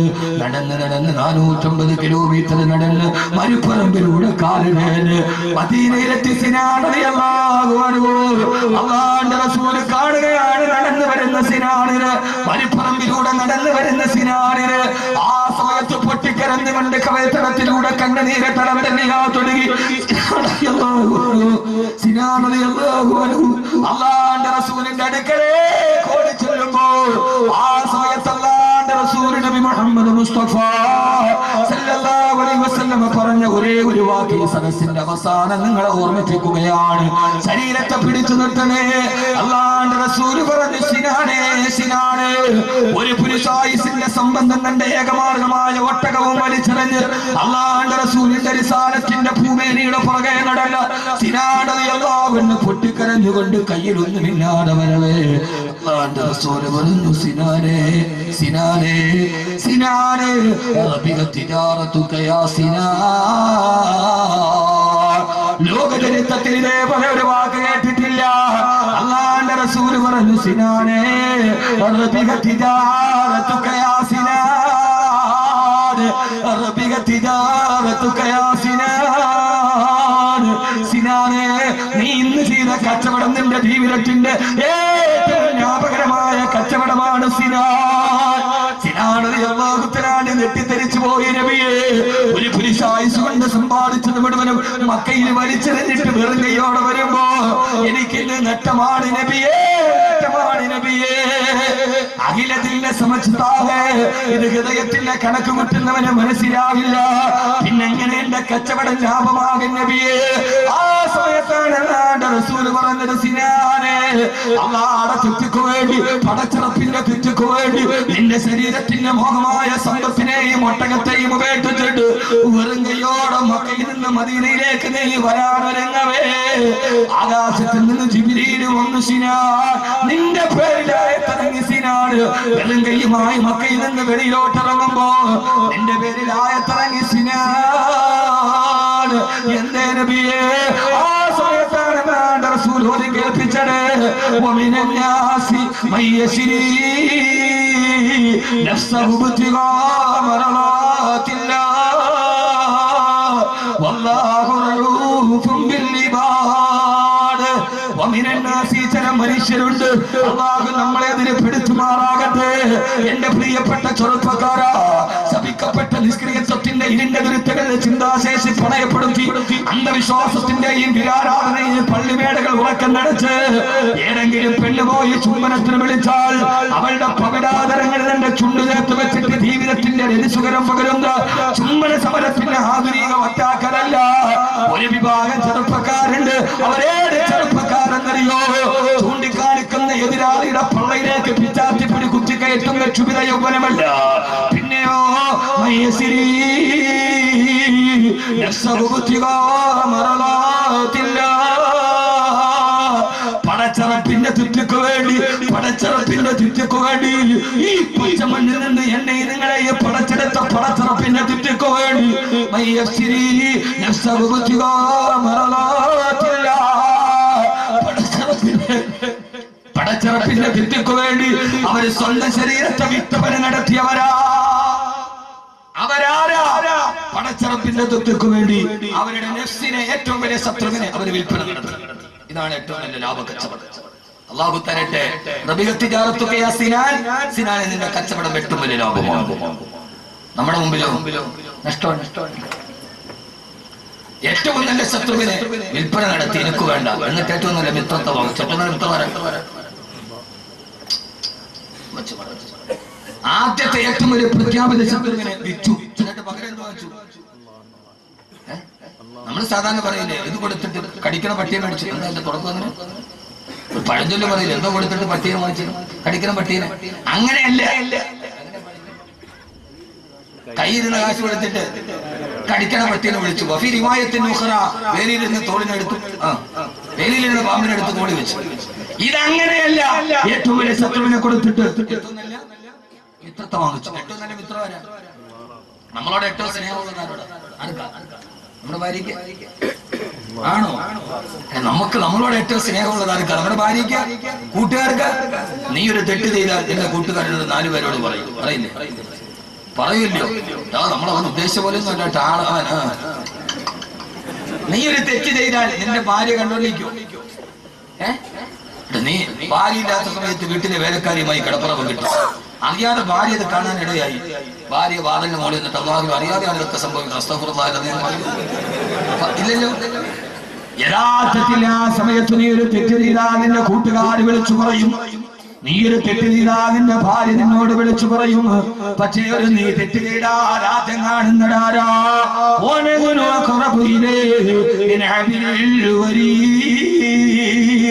കണ്ണ ഞരമ്പിനേക്കാൾ അടുത്തിരിക്കുന്ന അള്ളയല്ലേ കണ്ടത്? അള്ള കണ്ടിട്ടല്ലേ ഭാര്യ കണ്ടത്? അള്ള കണ്ടിട്ടല്ലേ കൂട്ടുകാര് കണ്ടത്? പക്ഷെ അള്ള കണ്ടിട്ടും അള്ളയത് വെളിവാക്കിയില്ലല്ലോ.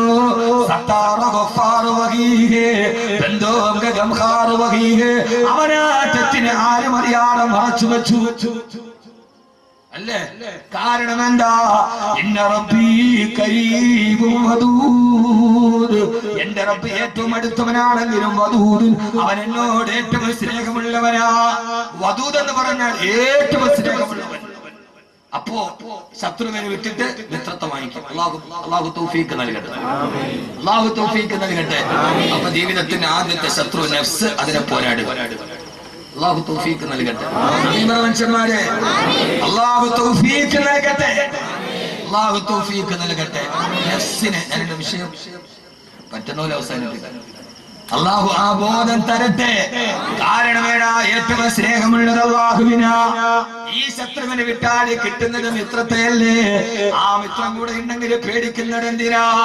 തലയും കുലിക്കുമെന്ന് ആനപ്പടയെ ചെറിയ ഒരു കല്ലുകൊണ്ട് ഓടിച്ചവനല്ലേ അല്ലാഹ്? അവനല്ലേ കൂടെയുള്ളത്? പിന്നെ ആരെ പേടിക്കാന്? പിന്നെ ഏത് സുരേഷ് ഗോപി വന്നാലുണ്ട്, അവൻ അപ്പൂപ്പ വന്നാലുണ്ട്, എടാ മോനെ പിന്നെ ആര് വന്നാലുണ്ട്?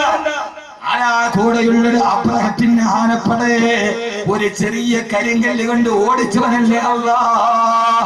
ആനപ്പടയും അബ്രഹത്തും ഓടിയപ്പോ മക്കയിലെ കൊച്ചുകുട്ടികളെ ആനപ്പടയെ നോക്കിയിട്ട് കളിയാക്കി പാടിയില്ലേ? ഐനല്ലാഹു വല്ലിലാഹു താലിബു വല്ലരനമുൽ മഗ്ലൂബു ലൈസൽ ഗാലിബു. ചരിത്രത്തിൽ കാണാം, അബ്രഹത്തിന്റെ ആനപ്പട ആകാശത്തുനിന്ന് വെട്ടുകിളി എറിഞ്ഞ കല്ലുകൊണ്ടോടുകയാണ്. ആനയെ എറിഞ്ഞോടിച്ചതാരാ? വെട്ടുകിളിയുടെ കയ്യിലിരുന്നിട്ട്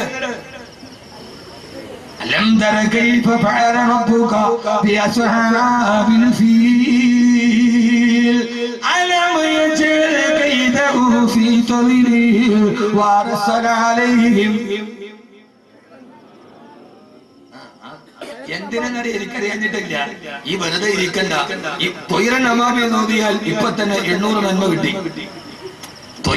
ശരിയില്ല, തൊയ്റൻ അമാമി നോക്കിയാൽ ഇപ്പൊ തന്നെ 800 നന്മ കിട്ടി.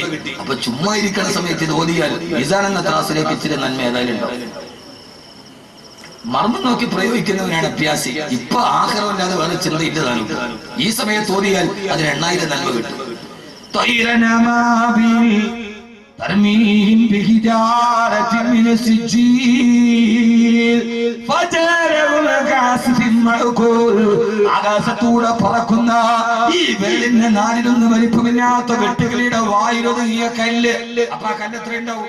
വെട്ടുകിളി നകത്തി വെള്ളത്തിന്റെ നാലിലൊന്നേ ഉള്ളൂ. അപ്പൊ അതിന്റെ വായിലൊതുങ്ങുന്ന കല്ല് എത്ര ഉണ്ടാവും? ആ കല്ല് താഴേക്ക് വന്നപ്പോ വൈക്കോൽ കൂട്ടം ചിതറുന്നത് പോലെ ചിതറിയോടി ആനപ്പട. ഈ ആനപ്പട ഓടുന്നത് കണ്ടപ്പോ മക്കയിലെ തെരുവ് കുട്ടികളെ കൈയടിച്ച് പാടിയതാണ് ഐനല്ലിലാഹു വല്ലിലാഹു താരിബു വല്ലരനമുൽ മഗ്ലൂബു ലൈസ ലഗാലിബു. എന്തേ മുറിമൂക്കൻ രാജാവ് തോറ്റുപോയി. ഈ അബാബീലെറിഞ്ഞ കല്ല് അബ്രഹത്തിന്റെ മൂക്കിൽ വീണിട്ട് മൂക്ക് മുറിഞ്ഞുപോയി. അബ്രഹത്തിന്റെ മൂക്കിലാണ് ഇവിടെ മൂക്ക് മുറിഞ്ഞു പോയി. അങ്ങനെയാണ് വല്ല അറന്നമൽ മകലൂബ് മൂക്കില്ല രാജ്യത്തെ മുറിമൂക്കൻ രാജാവ് അങ്ങനെ ഉണ്ടായതാണ്. അത് അബ്രഹത്താണ്. മൂക്കില്ല രാജ്യത്തെ മുറിമൂക്കൻ രാജാവ് അല്ലേ? ഖുർആൻ പറയാത്തല്ലോ മൂക്കില്ല രാജ്യത്തെ മുറിമൂക്കൻ രാജാവ് അങ്ങനെ ഉണ്ടായത് എന്ന് നിങ്ങൾ വിചാരിച്ചോളി. നമ്മുടെ ഖുർആനല്ലേ, എന്തങ്ങനെ ആയിക്കൂടെ? മലയാളത്തില് KPSC നാടകം ഉണ്ടല്ലോ, നാരായണത്ത് ഭ്രാന്തൻ. എന്താ നാരായണത്ത് ഭ്രാന്തൻ? അത് നിങ്ങൾക്ക് അറിഞ്ഞു. നിങ്ങൾ മുഴുവൻ മുത്തക്കിങ്ങളാ. KPSC പഴയ നാടകമാണ് നാരായണത്ത് ഭ്രാന്തൻ. ഞാൻ കണ്ടിട്ടുണ്ട്. ഇപ്പൊ എന്താ പറയുന്നത്? ഞാൻ 7ാം ക്ലാസ്സിൽ പഠിക്കുമ്പോഴാണ് കാനാർ ഫുട്ബോൾ ഗ്രൗണ്ടില് KPSC നാടകം. നാരായണത്ത് ഭ്രാന്തൻ, കല്ലിയങ്കാട്ട് നീലി, പിന്നെ പറഞ്ഞിട്ടുണ്ടല്ലോ ഡ്രാഫ്റ്റ്. നമ്മുടെ താഴെപ്പുഴയിലെ കണ്ടിട്ട് നമ്മുടെ നിങ്ങളെ ഇരുപത്തിക്കാരാ. അപ്പോ അന്ന് ഞാനത് പോയി നാരായണത്ത് ഭ്രാന്തൻ കണ്ടു. എന്താ നാരായണത്ത്? ഇത് നോക്ക് കുട്ടികളെ, ഈ ഇരിക്കണ ആഫ്രിക്കകളായ കുട്ടികൾ പഠിക്കുന്നത് മരിക്കാൻ ഓതാനുള്ള കിതാബാണെന്ന് നിങ്ങൾ തെറ്റിദ്ധരിച്ചു പോകണ്ട. ഇത് വെക്കുമ്പോ മുത്താനും എടുക്കുമ്പോ പിന്നെ 3 പ്രാവശ്യം മുറിച്ചു മുത്താനും അല്ല. ഈ സാധനം KPSC നാരായണത്ത് ഭ്രാന്തൻ. ഞാനൊരു ഒരു ഗവേഷണത്തിന്റെ വാതിൽ തുറന്നു തരികയാണ്. ഒരു വാതിൽ തുറക്കണം. ഇവിടെ നിങ്ങൾ കടന്നു നോക്കിക്കൊള്ളുക. നാരായണത്ത് ഭ്രാന്തനാരാ? രാവിലെ മുതൽ വൈകുന്നേരം വരെ മലയുടെ മുകളിലോട്ട് കല്ല് ഉരുട്ടി കയറ്റും. അവിടെ എത്തിക്കഴിഞ്ഞാൽ അത്രയും നേരം ചവിട്ടി കയറ്റിയ കല്ല് അവിടെ ഉരുട്ടി താഴോട്ട് വിട്ടിട്ട് ഇതല്ലേ നാരായണത്ത് ഭ്രാന്തൻ ആണല്ലോ. അത് കണ്ടിട്ട് കേരളത്തിന്റെ സാഹിത്യ ചരിത്രത്തിൽ ഇത്രയും വലിയൊരു കഥാപാത്രം ഇല്ലെന്നാണ് കാളിദാസ് കൃഷ്ണനായർ അല്ലേ? എന്നാൽ മോനെ ഇത് എവിടെ നിന്നാ? ഖുർആൻ പറയുന്നുണ്ട് വലാ തകൂനു കല്ലതീന കലത ഗസിലാ മിൻ ബഅദി ഖുവത്തിൻ അൻകാഹാ. രാവിലെ മുതൽ വൈകുന്നേരം വരെ നൂലിട്ടിട്ട് വൈകുന്നേരം ആ നൂല് തിരിച്ചു കിടക്കുന്ന പെണ്ണിനെ പോലെ നിങ്ങളാവാൻ പാടില്ല.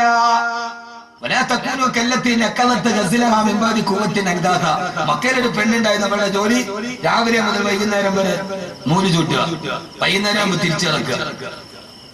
അപ്പൊ നാരായണത്ത് ഭ്രാന്തൻ അവിടെ ഉണ്ടായി. ചിന്തിക്കു കുട്ടികളെ. ഡൽഹിയിൽ ശാസ്ത്ര കോൺഫറൻസിന്റെ പ്രബന്ധത്തിൽ ഇന്ത്യയിലെ ശാസ്ത്രജ്ഞന്മാർ അവതരിപ്പിച്ചത് പുഷ്പക വിമാനമാണ് ലോകത്തിലെ വിമാനത്തിന്റെ ആദ്യത്തെ റോൾ മോഡൽ. ഈ കഴിഞ്ഞ മാസം നരേന്ദ്രമോദിയുടെ സർക്കാർ വാടകയ്ക്കെടുത്ത ആളുകൾ അവതരിപ്പിച്ചത് ലോകത്തിലെ ആദ്യത്തെ വിമാനം പുഷ്പക വിമാനമാണ്. ആദ്യത്തെ പ്ലാസ്റ്റിക് സർജറി ഗണപതിയുടെ തലവെട്ടിട്ട് അതിന്റെ മുകളിൽ ഞാൻ നോക്കണമെന്നുണ്ടാ എന്റെ കാര്യം പറഞ്ഞു. എന്നാൽ വിവരമുള്ള മുഴുവൻ ഹിന്ദുക്കളും പറഞ്ഞു ഇത് ഭാരത ദർശനത്തെ അപമാനിച്ചു. സാഹിത്യ അക്കാദമിയുടെ ചെയർമാൻ പോലും പറഞ്ഞു ഇത് അന്ധവിശ്വാസജടിലും അബദ്ധജടിലും മിഥ്യാധാരണകൾ ശാസ്ത്രബോധം തൊട്ടുനിന്നിട്ടില്ലാത്ത കണ്ടുപിടുത്തങ്ങൾ. ഗണപതിയുടെ തലവെട്ടിയിട്ട് അതിന് മുകളിൽ ആനയുടെ തല വെച്ചതാണ് ആദ്യത്തെ പ്ലാസ്റ്റിക് സർജറി. അർജുനനും സൂര്യപുത്രനായ കർണനും തമ്മിൽ യുദ്ധമുണ്ടായപ്പോൾ അസ്ത്രം കൂട്ടിയൊടിച്ചപ്പോഴാണ് ആദ്യത്തെ വൈദ്യുതി ഉണ്ടായത്. ഏത് മണ്ഡലത്തിലും പറഞ്ഞു ആരെങ്കിലും പുഷ്പക വിമാനമാണ് ആദ്യത്തെ വിമാനമെന്ന്. അബ്ബാസ് ഇബ്നു സർഫറാസ് എന്ന മനുഷ്യനുണ്ടായിരുന്നു. അദ്ദേഹം സൂറത്തിൽ മുൽക്ക് ഓതിക്കൊണ്ടിരിക്കുമ്പോ അവനം യറൗഇനതൈരി ഫൗഖഹും സാഫാത്തിന വയകബലന മാ യുംസികുഹുന്ന ഇല്ലാ റഹ്മാൻ. ആകാശത്തിലൂടെ പറന്നു പോകുന്ന പക്ഷികളെ കണ്ടിട്ടില്ലേ? അതെങ്ങനെയാണ് ആകാശത്തിൽ പറക്കുന്നത്? മാ യുംസികുഹുന്ന ഇല്ലാ റഹ്മാൻ. അത് പടച്ചറപ്പ് വീടാടെ പിടിച്ചു നിർത്തിയത് കൊണ്ടാ. അബ്ബാസ് ഇബ്നു സർഫറാസ് ചിന്തിച്ചു പക്ഷിക്ക് പറക്കാമെങ്കിൽ മനുഷ്യന്റെ പറഞ്ഞുകൂടാ. സൂറത്തുൽ മുൽക്കിന്റെ ആയത്തോടിയപ്പോ അദ്ദേഹം മുതുകത്തിലെ ചിറക് കെട്ടിവെച്ചിട്ട് വലിയൊരു കെട്ടിടത്തിന്റെ മുകളിൽ നിന്ന് താഴേക്ക് ചാടി പറക്കല് നടത്തി. 7 മിനിറ്റ് അദ്ദേഹം അന്തരീക്ഷത്തിലൂടെ പറന്ന് നടന്നു. സൂറത്തുൽ മുൽക്കിന്റെ ആയത്ത് കണ്ടപ്പോ തോന്നിയ ഗവേഷണമാണ്. പക്ഷേ പറക്കാനുള്ള അത്യാഗ്രഹത്തിന്റെ ഇടയിൽ എങ്ങനെ ലാൻഡ് ചെയ്യണമെന്ന് ചിന്തിക്കാൻ മറന്നുപോയി. ആ പറക്കല് വീണ് അദ്ദേഹം മരിച്ചുപോയി. അബ്ബാസ് ഇബ്നു സർഫറാസിന്റെ ആദ്യത്തെ പറക്കലാണ്. വിമാനം കണ്ടുപിടിക്കാൻ ഞങ്ങൾക്ക് പ്രേരകമായിടന്ന് റൈറ്റ് സഹോദരന്മാർ അവരുടെ ആത്മകഥയിൽ പച്ചവെള്ളം ചേർക്കാറ് എഴുതി വെച്ചിട്ടുണ്ട്. അപ്പൊ ഇതാരെ നേട്ടോ? പറമണിയിൽ ആരെ നേട്ടോ? ഖുർആൻ പുസ്തകമാണ്. എന്റെ അതിനകത്ത് അല്ലാഹു തൗഫീഖ്. നാളെ ഞാൻ തലച്ചറ പ്രസംഗിക്കരുത്. ഖുർആൻ സാധിച്ച വിപ്ലവം. ആയുർവേദം ലോകത്ത് ആദ്യമായിട്ട് പറഞ്ഞത് ഖുർആനാണ്. ജനസംഖ്യാശാസ്ത്രം ആദ്യം പറഞ്ഞത് ഖുർആനാണ്. ബയോളജി പറഞ്ഞത് ഖുർആനാണ്. നോൺ വെജിറ്റേറിയൻ ആണോ വെജിറ്റേറിയൻ ആണോ ഏറ്റവും നല്ല ഭക്ഷണം എന്ന് ലോകത്ത് പറഞ്ഞൊരു ഗ്രന്ഥം പറയണോ? ഇത്രയാ നമ്മുടെ വിഷയമാണ്. വെജിറ്റേറിയൻ ആണ് ഏറ്റവും നല്ല. ഞാൻ ഉദാഹരണം പറയാം. നാളെ ഇതിന്റെ ബാക്കി ഞാൻ തലച്ചറ പറഞ്ഞിട്ടുണ്ട്. വെജാണ് ഏറ്റവും നല്ല ഭക്ഷണം, അത് നോൺ വെജാണ്. ശരീരത്തിനായിട്ട് നല്ലതാണ് വെജ. അറ്റാക്ക് വരുമ്പോൾ ഡോക്ടർമാര് പറയും കാളയിറച്ചി തിന്നുന്നത് നിർത്തണം, ഇനി പച്ചക്കറി തിന്നോ. ഏറ്റവും നല്ല ഭക്ഷണം ഏതാ? ശരീരത്തിന് ഏറ്റവും നല്ല ഭക്ഷണം ഏതാ? പച്ചക്കറി.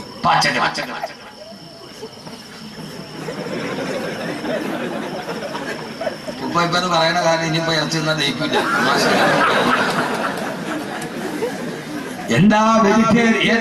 ഏറ്റവും നല്ല ശരീരത്തിന് നല്ല ഭക്ഷണം വെജിറ്റേറിയൻ ആണ്. പറയുമ്പോ ഖുർആൻ പറയാണ് മൂസാ നബി ബനു ഇസ്രായേലിനെ കൊണ്ട് പോകവേ അവർക്ക് അല്ലാഹു മണ്ണും സെൽവയും ഇറക്കി കൊടുത്തു. എന്താ മണ്ണും സെൽവ? കാടപ്പക്ഷിയുടെ ഇറച്ചിയും കട്ടിത്തേനുമാണ്. ഇറച്ചിയും തേനും മുക്കി തിന്നപ്പോ നന്ദി കെട്ട ബനു ഇസ്രായേൽ പറഞ്ഞു ഞങ്ങൾക്ക് ഈ നോൺ വെജിന്റെ ഭക്ഷണം വേണ്ട. മൂസാ നബിയേ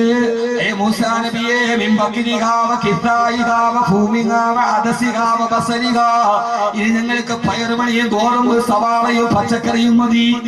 ആ സമയത്ത് നോൺ വെച്ച് കൊടുത്തപ്പം വെച്ച് മതി എന്ന് പറഞ്ഞ ബനു ഇസ്രായേലിനോട് മൂസാ നബി പറഞ്ഞ ഒരു വാക്ക് ഖുർആൻ പറയുന്നുണ്ട്.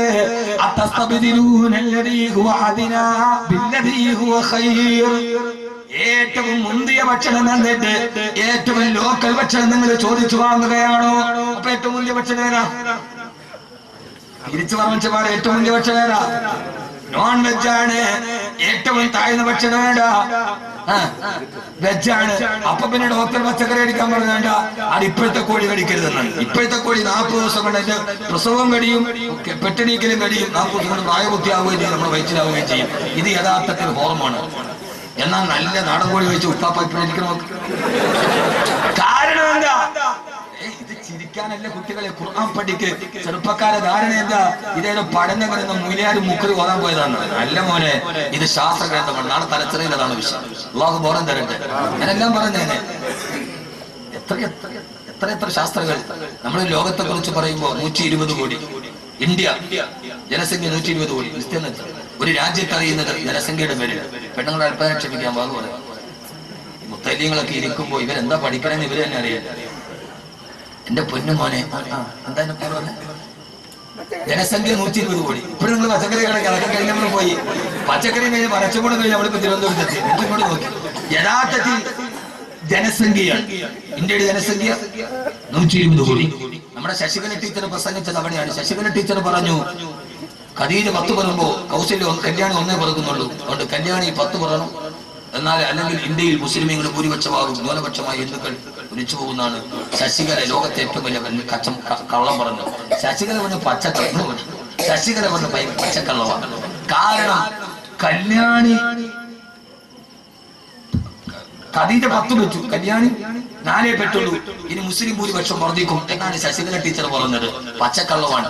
കല്യാണി 10 പെറ്റാൽ പോലും ഇനി ഖദീജ 10 വെച്ചു, കല്യാണി 4 പെട്ടുള്ളൂ. എന്നാലും ഇന്ത്യയിൽ ഹിന്ദുക്കളെക്കാൾ മുസ്ലിം ഭൂരിപക്ഷം ഉണ്ടാകണമെങ്കിൽ 652 വർഷം വേണം. ആ തോതിൽ പെട്ടാൽ ഈ തോതിൽ കല്യാണി 4 ഖദീജ 10 വെച്ച് പെട്ടാൽ പോലും ഈ ഹിന്ദുക്കളെക്കാൾ മുസ്ലിങ്ങൾ ഇന്ത്യയിൽ ഉണ്ടാകണമെങ്കിൽ 652 വർഷം പറയണം. എന്തിനാണ് ഈ പാവങ്ങളെ പറഞ്ഞു?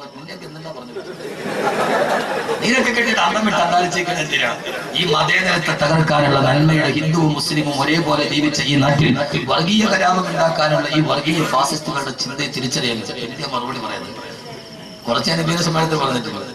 എന്റെ പ്രിയപ്പെട്ട സഹോദരങ്ങളെ, ആദ്യമായി ജനസംഖ്യ പറഞ്ഞ ശാസ്ത്രവേദ യൂനുസ് നബിയെ നീനവായിലേക്ക് പറഞ്ഞു വിടവേ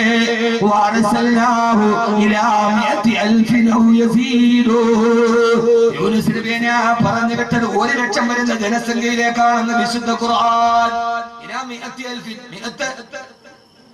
അറിയാത്തതിൽ ഉംറവിസക്കാരനുണ്ട്. 100,000 100,000 1,00,000 നീനവയിലെ ജനസംഖ്യ 1,00,000. ഇനി നമുക്ക് തുറന്ന് പഠിക്കാം.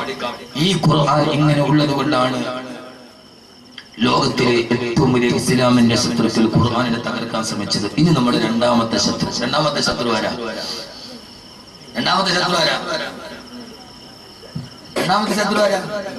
ഇബ്ലീസ് അല്ലേ? ഇബ്ലീസ് മൂന്നാമത്തെ, ഏറ്റവും ലാസ്റ്റ് ഇബ്ലീസിനെ പറഞ്ഞു. രണ്ടാമത്തെ ശത്രുവേരാ വകലാലിക ജഅൽനാ ലികുല്ലി നബിയിൻ അദുവൻ സയാതീനൽ ഇൻസി വൽ ജിന്നി യൂഹി ബഅദുഹും മിനാ ബഅദിൻ അസ്ഖുറുഫൽ ഖൗലി വറൂറാ. അല്ലാഹു പറയുകയാ, രണ്ട് ശത്രുക്കളെ ഖുർആൻ പറയുന്ന സമയത്തിന്റെ പരിമിതിയുണ്ട്. വകലാലിക ജഅൽനാ ലികുല്ലി നബിയിൻ അദുവൻ സയാതീനൽ ഇൻസി വൽ ജിന്നി. രണ്ടാമത്തെ ശത്രു ശയാത്തീനൽ ഇൻസി, മനുഷ്യ പിശാച്. മൂന്നാമതാണ് ജിന്നിലെ പിശാച്. അത് മനസ്സിലായോ? രണ്ടാമത്തെ ശത്രു. ഈ ശത്രുവിനെ പോരാടാൻ 7 ആയുധവും ഖുർആൻ പറയുന്നുണ്ട്. രണ്ടാമത്തെ ശത്രു മനുഷ്യ പിശാച്. ജിന്നിന്റെ യഥാർത്ഥ ഇബ്ലീസ് മൂന്നാമതാണ്. രണ്ടാമത്തെ ശത്രു മനുഷ്യ പിശാചുക്കളാണ്. എന്റെ കർമ്മോത്സുകതയുള്ള ഇസ്ലാമിന്റെ തേജസ്സും ഓജസ്സും കർമ്മോത്സുകമുള്ള ചെറുപ്പക്കാരാ, ഈ ലോകത്തിന്റെ മനുഷ്യ പിശാചുകൾക്കെതിരെ ധർമ്മസമരം നടത്താം. പറ്റൂലേ? എന്താ കിട്ടുക? മനുഷ്യ പിശാചുക്കൾ എന്നൊക്കെയാ. ഞാൻ പേരൊന്നും പറയുന്നില്ല. ഒത്തിരി പിശാചുക്കൾ നമ്മൾ കടന്നിട്ടുണ്ട്. പേര് ഞാൻ പറഞ്ഞിട്ട് ആ പിശാചുക്കളെ പിന്നീട് വേറെ പിശാചാക്കുന്നില്ല. ആ പിശാചുകൾക്കെതിരെ പോരാട്ടം നടത്തണം. എന്താ ഉസ്താദേ പോരാട്ടം നടത്തിയാലുള്ള മനുഷ്യ പിശാചുക്കൾ ഇസ്ലാമിനെതിരെ, ഖുർആനിനെതിരെ അന്ധവിശ്വാസത്തോടെ ഈ സമൂഹത്തിലേക്ക് നടക്കുമ്പോ ആ മനുഷ്യ പിശാചുകൾക്കെതിരെ പോരാട്ടം നടത്തണം. അല്ലാഹു സുബ്ഹാനഹു വ തആല തൗഫീഖ് നൽകി അനുഗ്രഹിക്കുമാറാകട്ടെ. ആരാണത്? മനുഷ്യ പിശാചുക്കൾ ധാരാളമുണ്ട്. മുസ്ലിമീങ്ങളിലുമുണ്ട് മനുഷ്യ പിശാചുക്കൾ. എന്റെ ഇസ്ലാമിയുടെ പ്രവർത്തകരടക്കമുള്ളവരോട് ആ മനുഷ്യ പിശാചുക്കളോട് ഇസ്ലാമിനെ കാണുന്നുണ്ട്. ഫാസിസം മാത്രമല്ല, നാസിസം മാത്രമല്ല, സയനിസം മാത്രമല്ല, ഇസ്ലാമിന്റെ ഉള്ളിലെ മനുഷ്യ പിശാചുകൾക്കെതിരെ, അള്ളാഹുവിന്റെ ദീനിനെ വികൃതമാക്കുന്നവർക്കെതിരെ നിങ്ങൾ കണ്ടിട്ടുണ്ടോ എന്ന് എനിക്കറിയില്ല. അള്ളാഹുവിന്റെ വഹ്ദാനിയത്തിനെ പറഞ്ഞുകൊണ്ട് ലോകത്ത് ജീവിച്ചിരുന്ന ഔലിയാക്കളുടെ ആണ്ട് നേർച്ചയുടെ പേര് പറഞ്ഞ് കലാപ്രസംഗവും ഗാനമേളയും നടത്തുന്ന മനുഷ്യ പിശാചുക്കൾ.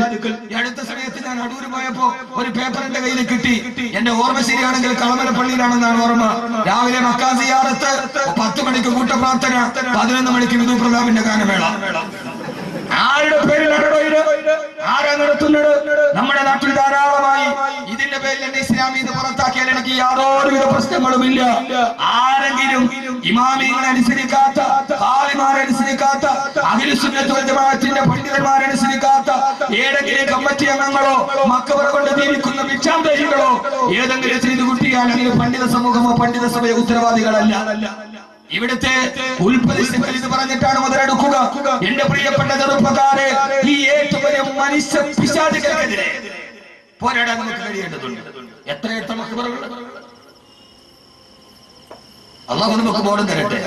നിങ്ങൾ തന്നെ തുറച്ചു സത്യം ആരെങ്കിലും പറയണ്ടേ? തുണിയില്ലാതെ രാജാവ് ഓടിയപ്പോൾ ചുറ്റുപാട് കൂടി നിന്ന് മുഴുവൻ ആളുകളും പറഞ്ഞു കൊള്ളാം, അടിപൊളി. പക്ഷേ ഒരു കൊച്ചുകുട്ടിയാണ് വിളിച്ചു പറഞ്ഞത് രാജാവ് നല്ലനാണ്. അതുകൊണ്ട് കൊച്ചുകുട്ടി വിളിച്ചു പറയുന്നത് പള്ളിയിൽ ഉസ്താദ് പറഞ്ഞാൽ കേൾക്കും. പറഞ്ഞാൽ ബസ്സിന് പറയാം എന്റെ പള്ളിയിൽ പറ്റി നിങ്ങൾക്ക് സൗകര്യം ഞങ്ങളിതൊക്കെ നടത്തും. അങ്ങനെയുള്ള കുറെ കമ്മിറ്റിക്കാരുണ്ട്. ഉമറാക്കളധികവും വിവരമില്ല, ജലാശയം ഭരിക്കുന്നതിന്നണ്ണാനാ. തടവാസ്ഥാനം വ്യക്തമായിട്ട് പറഞ്ഞിട്ടുണ്ട്. ഉമറാക്കളധികവും വിവരമില്ല, ജലാശയം ഭരിക്കുന്നതിന്നണ്ണാനാ. അള്ളാഹുവിന്റെ പള്ളി വിളിക്കുന്നവൻ അണ്ണാ ജലാശയം ഭരിക്കാൻ തുടങ്ങി. വരുമാനത്തിനേട് തോന്നിവാസവും പള്ളിയിലെ സത്യം പറഞ്ഞപ്പോ ലോകത്ത് ഗ്യാരണ്ടി ഇല്ലാത്ത 2 സാധനമേ ഉള്ളൂ. ഒന്ന് നമ്മുടെ റൂഹും, മറ്റൊന്ന് വലിയ ജോലി. ഏത് സമയത്തും പോകാം, പറ്റില്ലേ പോയിക്കൊള്ളുക. ഖുർആൻ പറഞ്ഞതുപോലെ ഖാലൽ മലഉല്ലദീന ഇസ്തക്ബറൂ മിൻ ഖൗമിഹി ലനുഖരിജന്നക യാ ശുഐബ് വല്ലദീന ആമനൂ മഅക മിൻ ഖറിയതിനാ ഔ ലതൗദുന ഫീ മില്ലത്തിനാ. കച്ചവടക്കാരായ മഹല്ലുകാരോട് കച്ചവടത്തിന് പലിശ മേടിക്കുന്ന ശുഐബ് നബി പറഞ്ഞപ്പോ കാലൽ മലൗലദീന ഇസ്തക്ബറു മിൻ ഖൗമിഹി, അവിടുത്തെ വരേണ്യ വിഭാഗം പറഞ്ഞു, നിങ്ങൾ ഒന്നുകിൽ നുഖ്രിജന്നക യാ ശുഐബ്, ഓ ശുഐബ്, ഒന്നുകിൽ നിന്നെ ഞങ്ങളുടെ മഹല്ലിൽ നിന്ന് പുറത്താക്കും, അല്ലെങ്കിൽ അവരെ തഊദു നബി മില്ലത്തിനെ ഞങ്ങളുടെ കൂടെ വരണ്ടിനാ തൽഫാത്തിയ പറഞ്ഞു ദുആ ചെയ്തു. ഇല്ലേ ഖുർആൻ കാലികമാണല്ലോ, ഏതിന്റെയും അർത്ഥം അങ്ങനെ തന്നെയാണല്ലോ. എന്റെ പൊന്നു സഹോദരങ്ങളെ, അള്ളാഹുവിന്റെ റസൂൽ അബൂജഹലാണെങ്കിൽ അബൂജഹൽ തത്തതോടുകൂടി അള്ളാഹു പോരാടാൻ തൗഫീഖ് നൽകട്ടെ. പെട്ടെന്ന് അവസാനിപ്പിക്കുകയാണ്. സമയായോ? പൊന്നുമോനെ, അങ്ങനെ പോരാടിയാൽ കിട്ടുന്ന, നിങ്ങൾ ചോദിക്കും ഉസ്താദേ അതിന്റെ കൂടെ കൂടുതലല്ലേ നല്ലത്? പെണ്ണെ, അത് കാണാനും ഗാനമേള കാണാനും ഓട്ടുവാ. ആരാ വട്ടം നടത്തുക? ആ വട്ടം നടത്തുന്ന ചെറുപ്പക്കാരാ, നിനക്ക് കിട്ടുന്ന പ്രതിഫലമേടാ. ആ പ്രതിഫലം മനുഷ്യ പിശാചുകളോട് പോരാടിയാൽ സുബ്ഹിൽ സലാം പോലെ കുറെ ചെറുപ്പക്കാരിന് ഉയർന്നു വരണം. അള്ളാഹു നിലനിർത്തി തരട്ടെ, അള്ളാഹു നിലനിർത്തി തരട്ടെ. എന്റെ പ്രിയപ്പെട്ട സഹോദരങ്ങളെ, യഥാർത്ഥത്തിൽ അങ്ങനെ പോരാടിയാൽ കിട്ടുന്ന പ്രതിഫലം ഞാൻ പറഞ്ഞുതരട്ടെ. നന്നായിട്ട് മരിക്കാൻ പറ്റും, നന്നായിട്ട് മരിക്കാൻ പറ്റും. എങ്ങനെ നന്നായിട്ട് മരിക്കാൻ പറ്റും. ഒരേ കാലഘട്ടത്തിൽ ഒരു മനുഷ്യ പിശാചിനെയും പോരാടിയവരെ കഥ ഖുർആനിലൂടെ പറഞ്ഞു. രണ്ടെണ്ണം. എത്ര മണിക്ക് എത്തണം? നിങ്ങൾ പറയണം.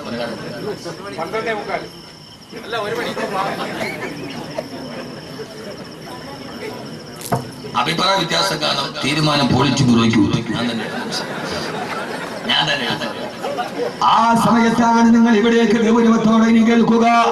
ആ സമയത്താണ് ഒരേ കാലഘട്ടത്തിലെ മനുഷ്യ പിശാചുക്കളും പോരാട്ട വീര്യം നടത്തി സമരപ്പറമ്പിന് ഏറ്റവും വലിയ ആദർശത്തിന്റെ കാവളം മുടക്കി ആധുനിക ലോകത്തിന്റെ ആദർശത്തിന്റെ വക്താക്കളുടെ കഥ പറയുമ്പോ നിങ്ങൾക്കറിയുമല്ലോ, ലോകം കണ്ട ഏറ്റവും വലിയ മനുഷ്യ പിശാചാണ്, ലോകത്തിലെ ഏറ്റവും വലിയ മനുഷ്യ പിശാചാണ്. ആ പിശാചിനെ കാണാൻ ഞാൻ പോയി.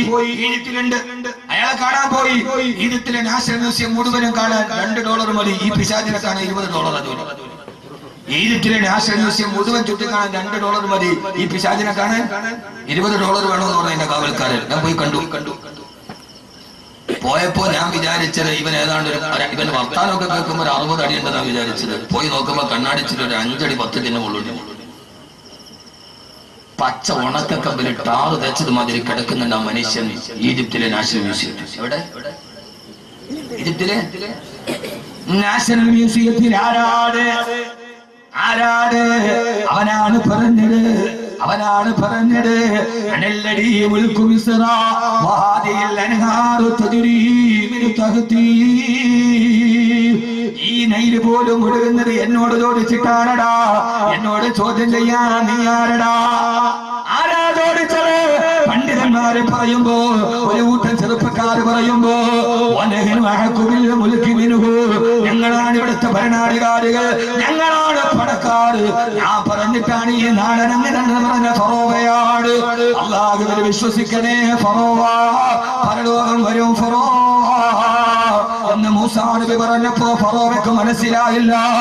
അവസാന ചങ്ങടിൽ കിടന്നിട്ട് ഉപ്പുവെള്ളം തന്റെ അണ്ണാക്കിലേക്ക് കയറിയപ്പോ ഫറോവയ്ക്ക് മനസ്സിലായി, ധാരണകളെ തെറ്റിപ്പോയി.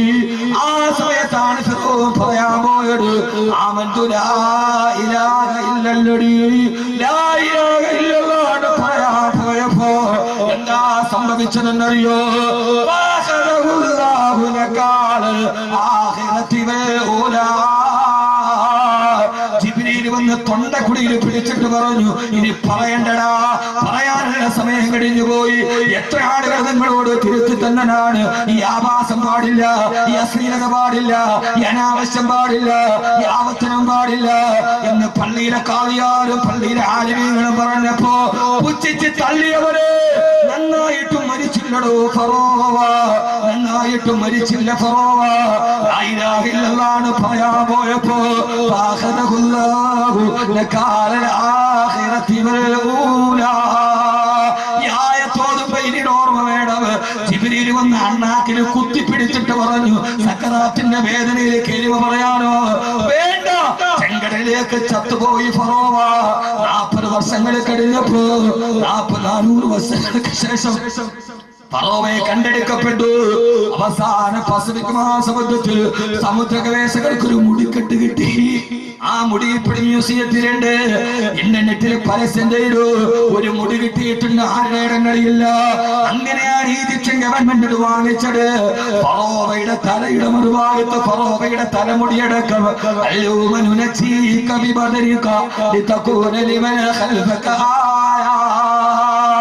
ലോകത്തിന്റെ ധിക്കാരികൾക്ക് പാഠമായി ഫറോവയെ കണ്ണാടി കൂട്ടിൽ കിടക്കുന്നുണ്ട് വിശുദ്ധ ഖുർആൻ.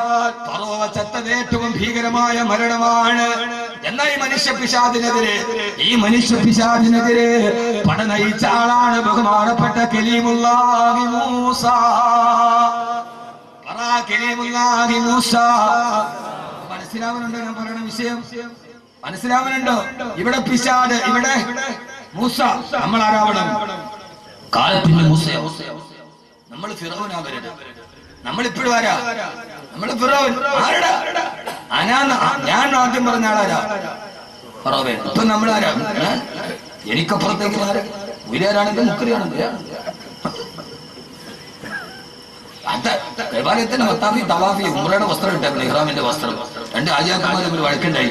പോയ പള്ളിയിൽ അമീറായ ഉസ്താദ് പറഞ്ഞു, വഴക്കുണ്ടാക്കല്ലേ, ഹറമാണ്, ഉടുത്തിരിക്കുന്ന വസ്ത്രം കൂടി. എന്തോന്ന് ഹറം?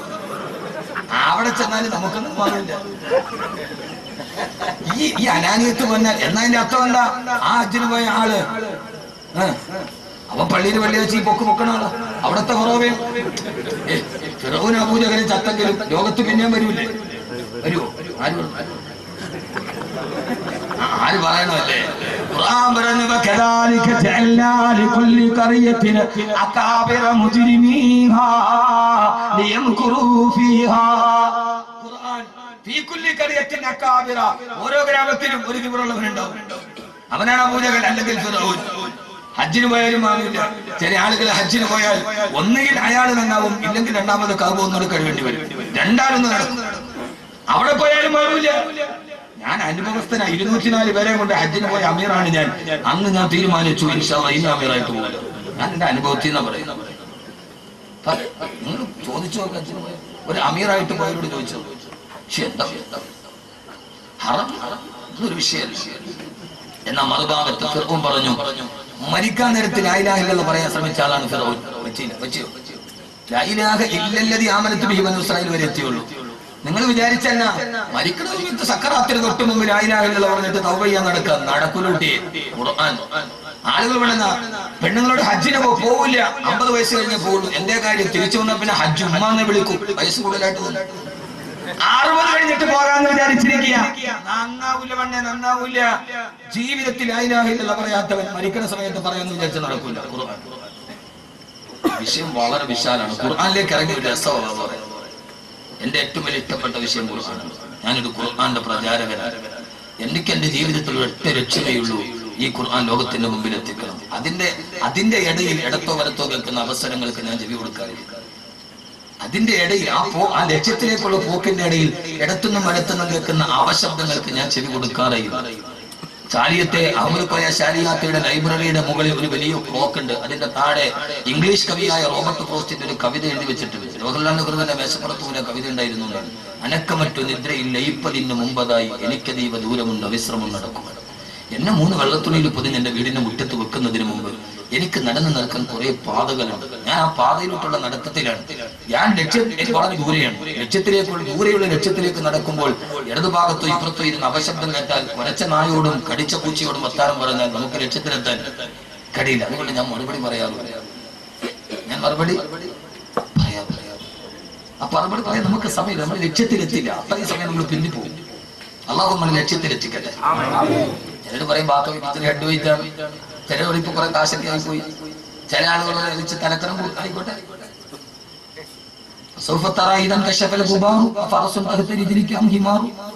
ഇപ്പൊ അന്തരീക്ഷം പൊടി പിടിച്ച് കിടക്ക്. ഇപ്പൊ നമ്മുടെ വിചാരം നമ്മൾ കുതിരപ്പുറത്താണ്. പൊടിയൊക്കെ താഴട്ടെ, അന്തരീക്ഷം വെളിക്കട്ടെ, അപ്പൊ അറിയാം അപാരസും തഹത്തിരിക്കാം ഹിമാറു കുതിരപ്പുറത്താണോ വെള്ളപ്പുറത്താണോ നമ്മൾ ഇരുന്നത്. നമുക്കെന്തിനാണ്? അതൊരു മീസാൻ എന്ന ത്രാസിന്റെ ഭാരമല്ലേ. അള്ളാഹു നിലനിർത്തി തരട്ടെ. അള്ളാഹു നിലനിർത്തി തരട്ടെ. എന്നെ കൈതോടുകാർക്ക് നന്നായിട്ട് അറിയുമെന്നറിയില്ല, പക്ഷെ കൈതോട് മേക്കൽ എനിക്ക് നന്നായിട്ട് അറിയാം. അറിയില്ല. നിങ്ങൾക്ക് എന്നെ അറിയില്ല. നിങ്ങൾക്ക് ഈ ഫോട്ടോയിൽ ഡ്രഗ്സ് ഉണ്ടാവുന്നതൊക്കെ ഒരു ബാക്കി അറിയാവുള്ളൂ. ഞാൻ 18 വർഷം മുമ്പ് പൂന്തറ അറബി കോളേജിലെ ഹാഫിളായി ഞാൻ അവിടെ 1ാം ക്ലാസ്സിൽ പഠിക്കുക. അവാമിലിടും മീശ പൊടിച്ചിട്ടില്ല. എന്റെ ഉസ്താദ് പി കെ കോയ ഉസ്താദ് നമ്പറല്ലാഹു മറുത്തുള്ളാഹു കബറിടം വിശാലമാക്കി കിടക്കട്ടെ. എന്റെ ഉസ്താദ് മരിച്ചു കിടന്നപ്പോഴാണ് പള്ളിയിലെ സെക്രട്ടറി പറഞ്ഞത്, കോയ ഉസ്താദിന്റെ മയ്യത്ത് കണ്ടപ്പോൾ എനിക്ക് മരിക്കണമെന്ന് കൊതി തോന്നിപ്പോയി. അങ്ങനെയുള്ള പണ്ഡിതന്മാരൊക്കെ വളരെ കുറവാണ്.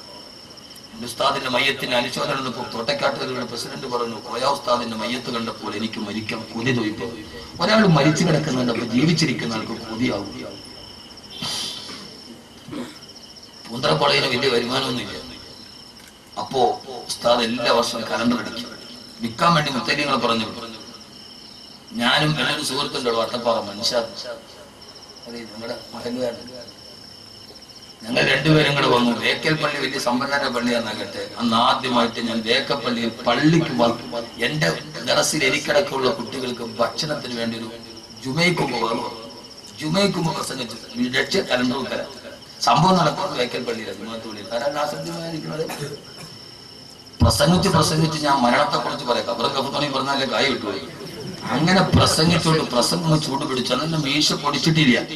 പ്രസംഗിച്ചുകൊണ്ടിരിക്കുമ്പോ ഒരു മണിയായി. അപ്പൊ പെട്ടെന്നൊരു ശബ്ദം,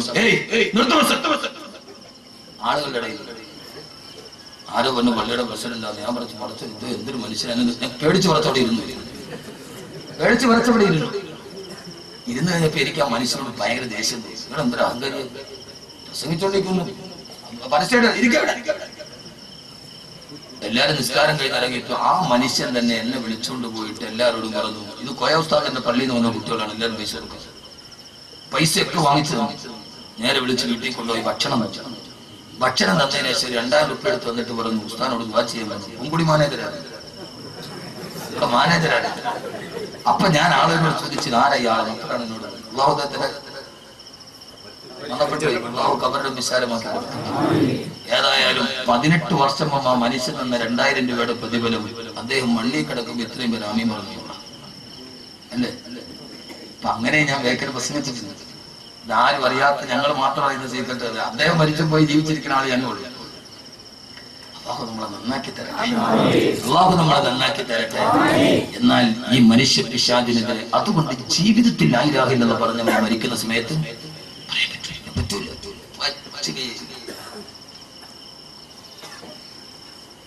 എന്നാൽ അതേ സമയത്ത് മനുഷ്യ പിശാചിനെതിരെ പടനയിച്ച ആളാണ്, പോരാട്ടം നടത്തിയ ആളാണ് കരീമുല്ലാഹി മൂസ. എങ്ങനെ മരിച്ചത്? കരീമുല്ലാഹി മൂസാ നബിയുടെ അടുക്കലേക്ക് റൂഹ് പിടിക്കാൻ ഇസ്രായേലിനെ പറഞ്ഞു വിട്ടു. ഇസ്രായേൽ വന്നിട്ട് പറഞ്ഞു, കരീമുല്ലാഹി മൂസാ, നിന്റെ റൂഹ് പിടിക്കാൻ എന്നെ പറഞ്ഞു വിട്ടടാ. വരുന്നു മൂസാ നബി വരട്ടെ. കൈയെടുത്തിട്ട് ഇസ്രായേലിന്റെ കരണത്താഞ്ഞെടുത്തു. ഇസ്രായേലിന്റെ കണ്ണു പൊട്ടിപ്പോയി. ഇസ്രായേൽ റൂഹ് പിടിക്കാൻ വന്നു. ഒറ്റ അടി മൂസാ നബി ഇസ്രായേലിന്റെ കണ്ണു പൊട്ടിപ്പോയി. ഇത് കെട്ടുകടയല്ല. അഹ്മദ് കബീർ പച്ച കിതാബ് നോക്കിയിട്ട് പറയുന്നതല്ല. റവാഹുൽ ബുഖാരി, ഇമാം ബുഖാരി ഉദ്ധരിക്കുന്ന സഹീഹായ ഹദീസാ. ഇസ്രായേൽ പൊട്ടിക്കരഞ്ഞുകൊണ്ട് അല്ലാഹുവിന്റെ അടുക്കലെത്തി, അല്ലാഹുവേ, മരിക്കാൻ ഇഷ്ടമില്ലാത്ത ഒരാളുടെ റൂഹ് പിടിക്കാൻ എന്നെ എന്തിനു നീ പറഞ്ഞു വിട്ടു അല്ലാഹ്? നിന്റെ മൂസയെ അടിച്ചെന്റെ കണ്ണ് പൊട്ടിച്ചു അല്ലാഹ്. ഇസ്രായേൽ കേൾക്കേണ്ട സംഭവമല്ലേ. ഇസ്രായേൽ വന്ന അങ്ങനെയല്ല. എന്ത് പറ്റി?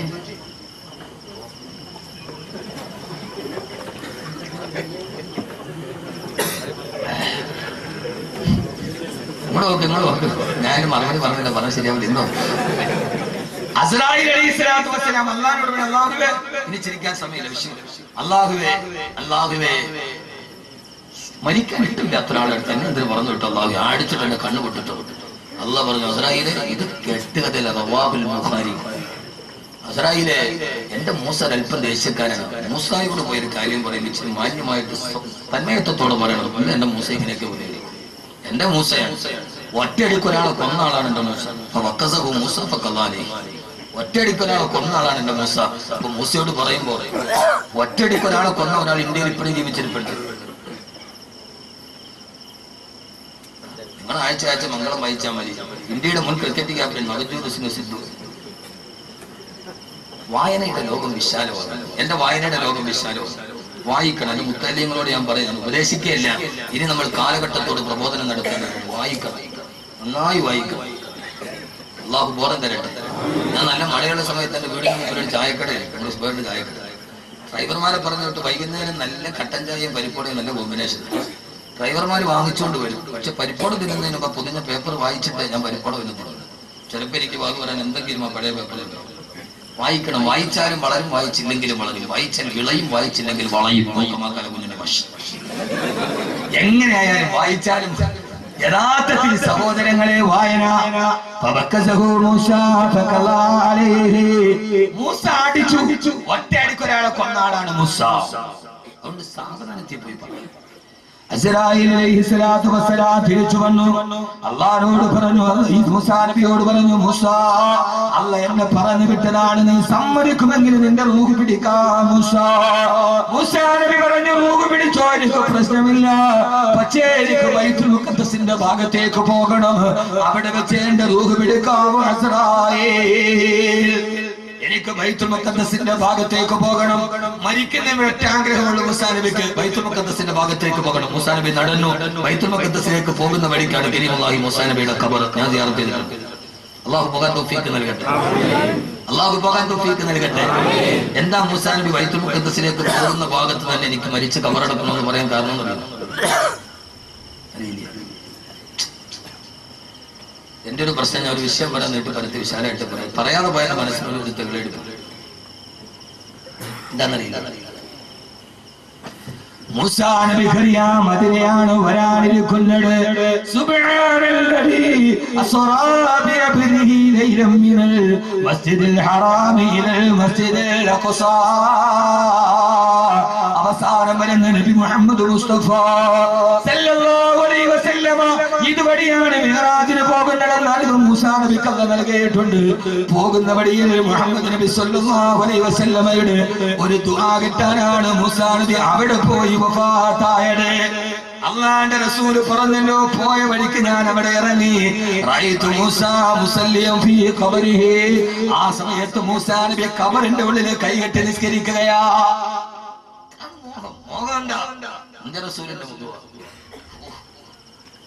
ഭയങ്കര ഇസ്ലാമിന്റെ ചരിത്രം. അങ്ങനെ ബൈത്തുൽ മുഖദ്ദസിന്റെ ഭാഗത്തെത്തി. അവിടെ എത്തുമ്പോൾ കുറെ ആളുകൾ അവിടെ ഖബർ കുഴിച്ചു കൊണ്ടിരിക്കുകയാ. ആളുകളെ പരിചയമില്ല, ഇതേവരെ പരിചിതമില്ലാത്ത മുഖമാ.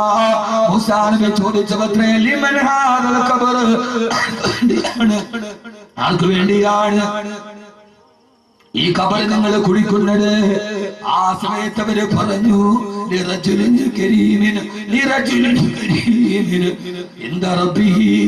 അല്ലാഹുവിന്റെ അടുക്കൽ മാന്യനായ പുരുഷന് വേണ്ടിയാ. അല്ലാഹുവിന്റെ അടുക്കൽ മാന്യനായ പുരുഷന് വേണ്ടിയാണ് ഞങ്ങളിത് കുഴിക്കുന്നതെന്ന് പറഞ്ഞു. ആരാ കുടിക്കുന്നത്? മനുഷ്യരല്ല, അല്ലാഹുവിന്റെ മലക്കുകളാണ് ഖബർ കുഴിക്കുന്നത്. ആ മലക്കുകൾ പറഞ്ഞു, അല്ലാഹുവിന്റെ അടുക്കൽ മാന്യനായ ഒരു ചെറുപ്പക്കാരനുണ്ട്. ആ ചെറുപ്പക്കാരന് വേണ്ടിയാണ് ഖബർ കുഴിക്കുന്നത്. മൂസാ നബി ആ ഖബറിന്റെ ഉള്ളിലേക്ക് ഇറങ്ങി. എന്നിട്ട് അതിന്റെ ഉള്ളിൽ നീണ്ടു നിവർന്ന് കിടന്നു നോക്കി. ആ സമയത്ത് സ്വർഗത്തിന്റെ പരിമളം കണ്ടു മൂസാ. സ്വർഗത്തിന്റെ വിരിപ്പ 6 അടി മണ്ണിന്റെ ഉള്ളിൽ കണ്ടു മൂസാ അലൈഹിസ്സലാത്തു വസ്സലാം. അങ്ങനെ ഖബറിൽ മലന്ന് കിടക്കുമ്പോ ആ സമയത്ത് അസ്രായീൽ അലൈഹിസ്സലാത്തു വസ്സലാം റൂഹ് പിടിച്ചു. പിന്നീട് നടന്നത് ചരിത്രമാണ്. മൂസാ നബിയുടെ മയ്യത്ത് കുളിപ്പിച്ചത് മനുഷ്യരല്ല, മലായികത്തുല്ലാഹ്. മൂസാ നബിയുടെ കഫം പൊതി തുണിഞ്ഞത് മലായികത്തുല്ലാഹ്. മൂസാ നബിയുടെ മയ്യത്ത് നിസ്കരിച്ചത് മലായികത്തുകളോ. പണ്ട് ചെറുപ്പക്കാരാ, അഭിനവരാഗ ലോകത്തിന്റെ പേക്കൂട്ടുകളോട് രാജിയാവാട്. കാലഘട്ടത്തിന്റെ കാലച്ചുകളിൽ കണ്ടെറിഞ്ഞ് കാലഘട്ടത്തിന്റെ കനലുകളെ പോലെ കാലിടുമ്പിനേക്കാൾ കരുതലുള്ള കാലത്തിന്റെ കാവലാളുകളാകാൻ ഫിറൗനെതിരെ പൊരുതിയ മൂസാ നബിയാണ്. പിന്നെ മയ്യത്ത് നിസ്കരിച്ചത് മലക്കുകളാ.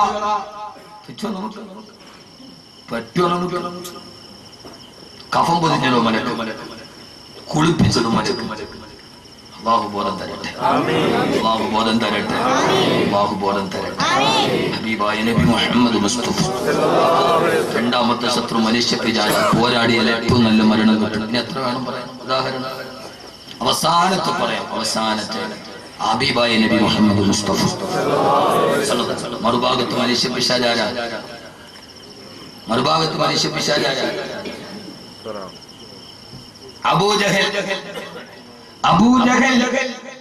അബൂജഹൽ ബദറിന്റെ പൊട്ടക്കണത്തിൽ പുഴു നാറിയിട്ട് ചത്തുപോയി. അബൂജഹൽ അല്ലേ? അങ്ങനെയല്ലേ? ആയത്തുണ്ടല്ലോ, അബൂജഹലിനോട് അള്ളാഹ് പറഞ്ഞല്ലോ നിന്നെ കൈകാര്യം. അങ്ങനെ ആയത്തുണ്ട്. നോക്കാതെ ഉള്ള വാദം. ഇന്നലെ വാദം കഴിഞ്ഞ് വീട്ടിൽ എത്താൻ രാവിലെ 7 മണിക്ക്. കൈതോടെ എഴുന്നേറ്റോട് അർദ്ധ ഹാലിലാണ്. ഉറക്കച്ചടവിൽ എവിടെ എത്തി? ഒരു ബിസ്ക്കറ്റിൽ ഉറങ്ങിപ്പോയി. നോക്കാൻ പറ്റില്ല. എന്താ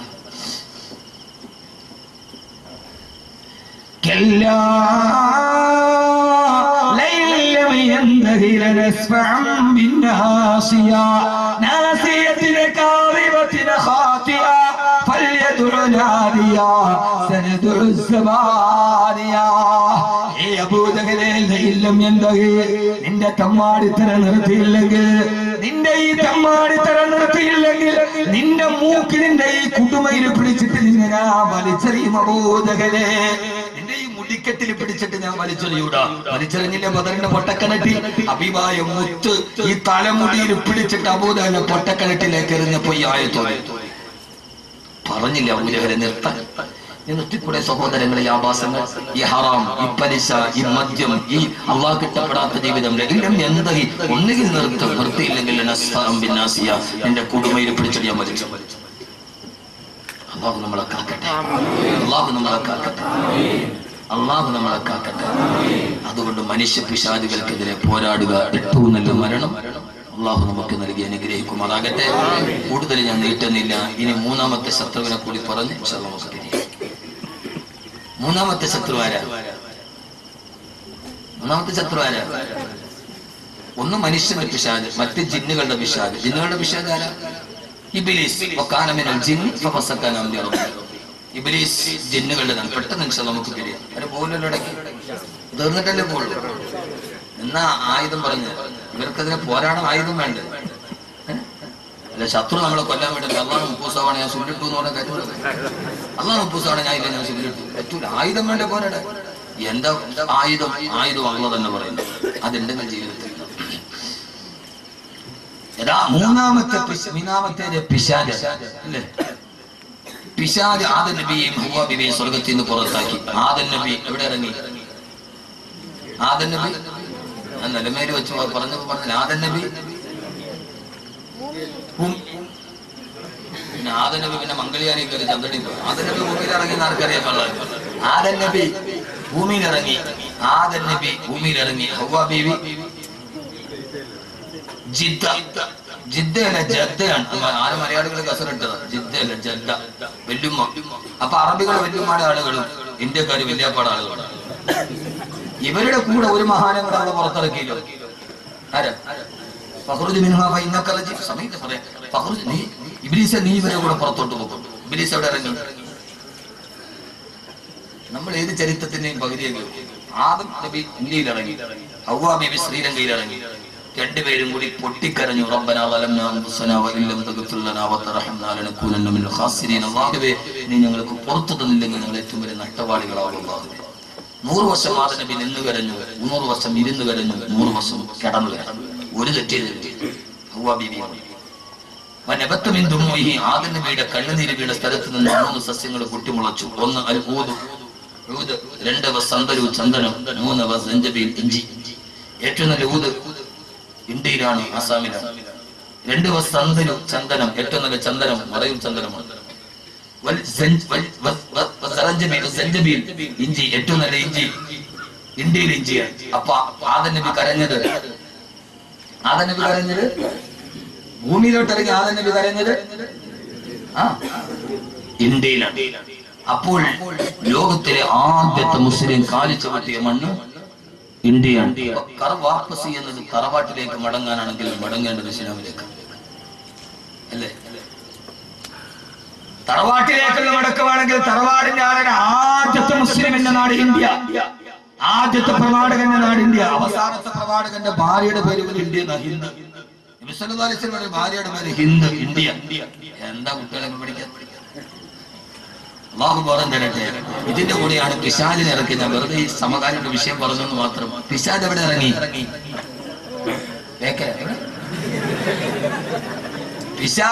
പിശാച് ജോർദാനിൽ ഇറങ്ങി. ഇബ്ലീസ് ജോർദാനിൽ ഇറങ്ങി.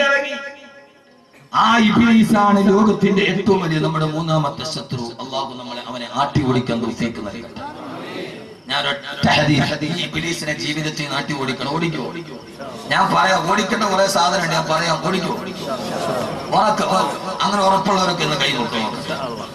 കൈയുള്ളവരൊക്കെ പൊക്കും. അള്ളാഹു സ്വീകരിക്കട്ടെ. ഇതൊരു ഹദീസാണ്. അള്ളാഹു തൗഫീഖ് നൽകട്ടെ. ഇബ്ലീസിനെ ആട്ടി ഓടിക്കണം. സമയം പരിമിതം. ആരാ ഇബ്ലീസ്? നമ്മൾ പറയാം അഊദു ബില്ലാഹി മിനശ് ശൈത്താനിർ റജീം എന്ന് പറഞ്ഞ ഒരുത്തന്റെ തലയെ കൈവച്ചിട്ട് നമ്മൾ ഓതുന്നവൻ ഒന്നാം നമ്പർ ശൈത്താൻ. പിന്നെ ഇബ്ലീസ് അഊദു ബില്ലാഹി മിനശ് ശൈത്താനിർ റജീം ഓതിയാൽ ഓതുന്നവനാണ് ഒന്നാം നമ്പർ ഇബ്ലീസ്. പിന്നെ ഇബ്ലീസ് ഒന്ന് ഇബ്ലീസിനെ ആട്ടി ഓടിക്കണം. ഇൻഷാ അല്ലാഹ്. ഉറപ്പാണല്ലോ. ഒന്നുകൂടി കൈവച്ച് നോക്കട്ടെ. ആരെങ്കിലും ഒരാൾ സുബഹി നമസ്കാരം ഖളാഖിട്ടവൻ കിടന്നുറങ്ങിയാൽ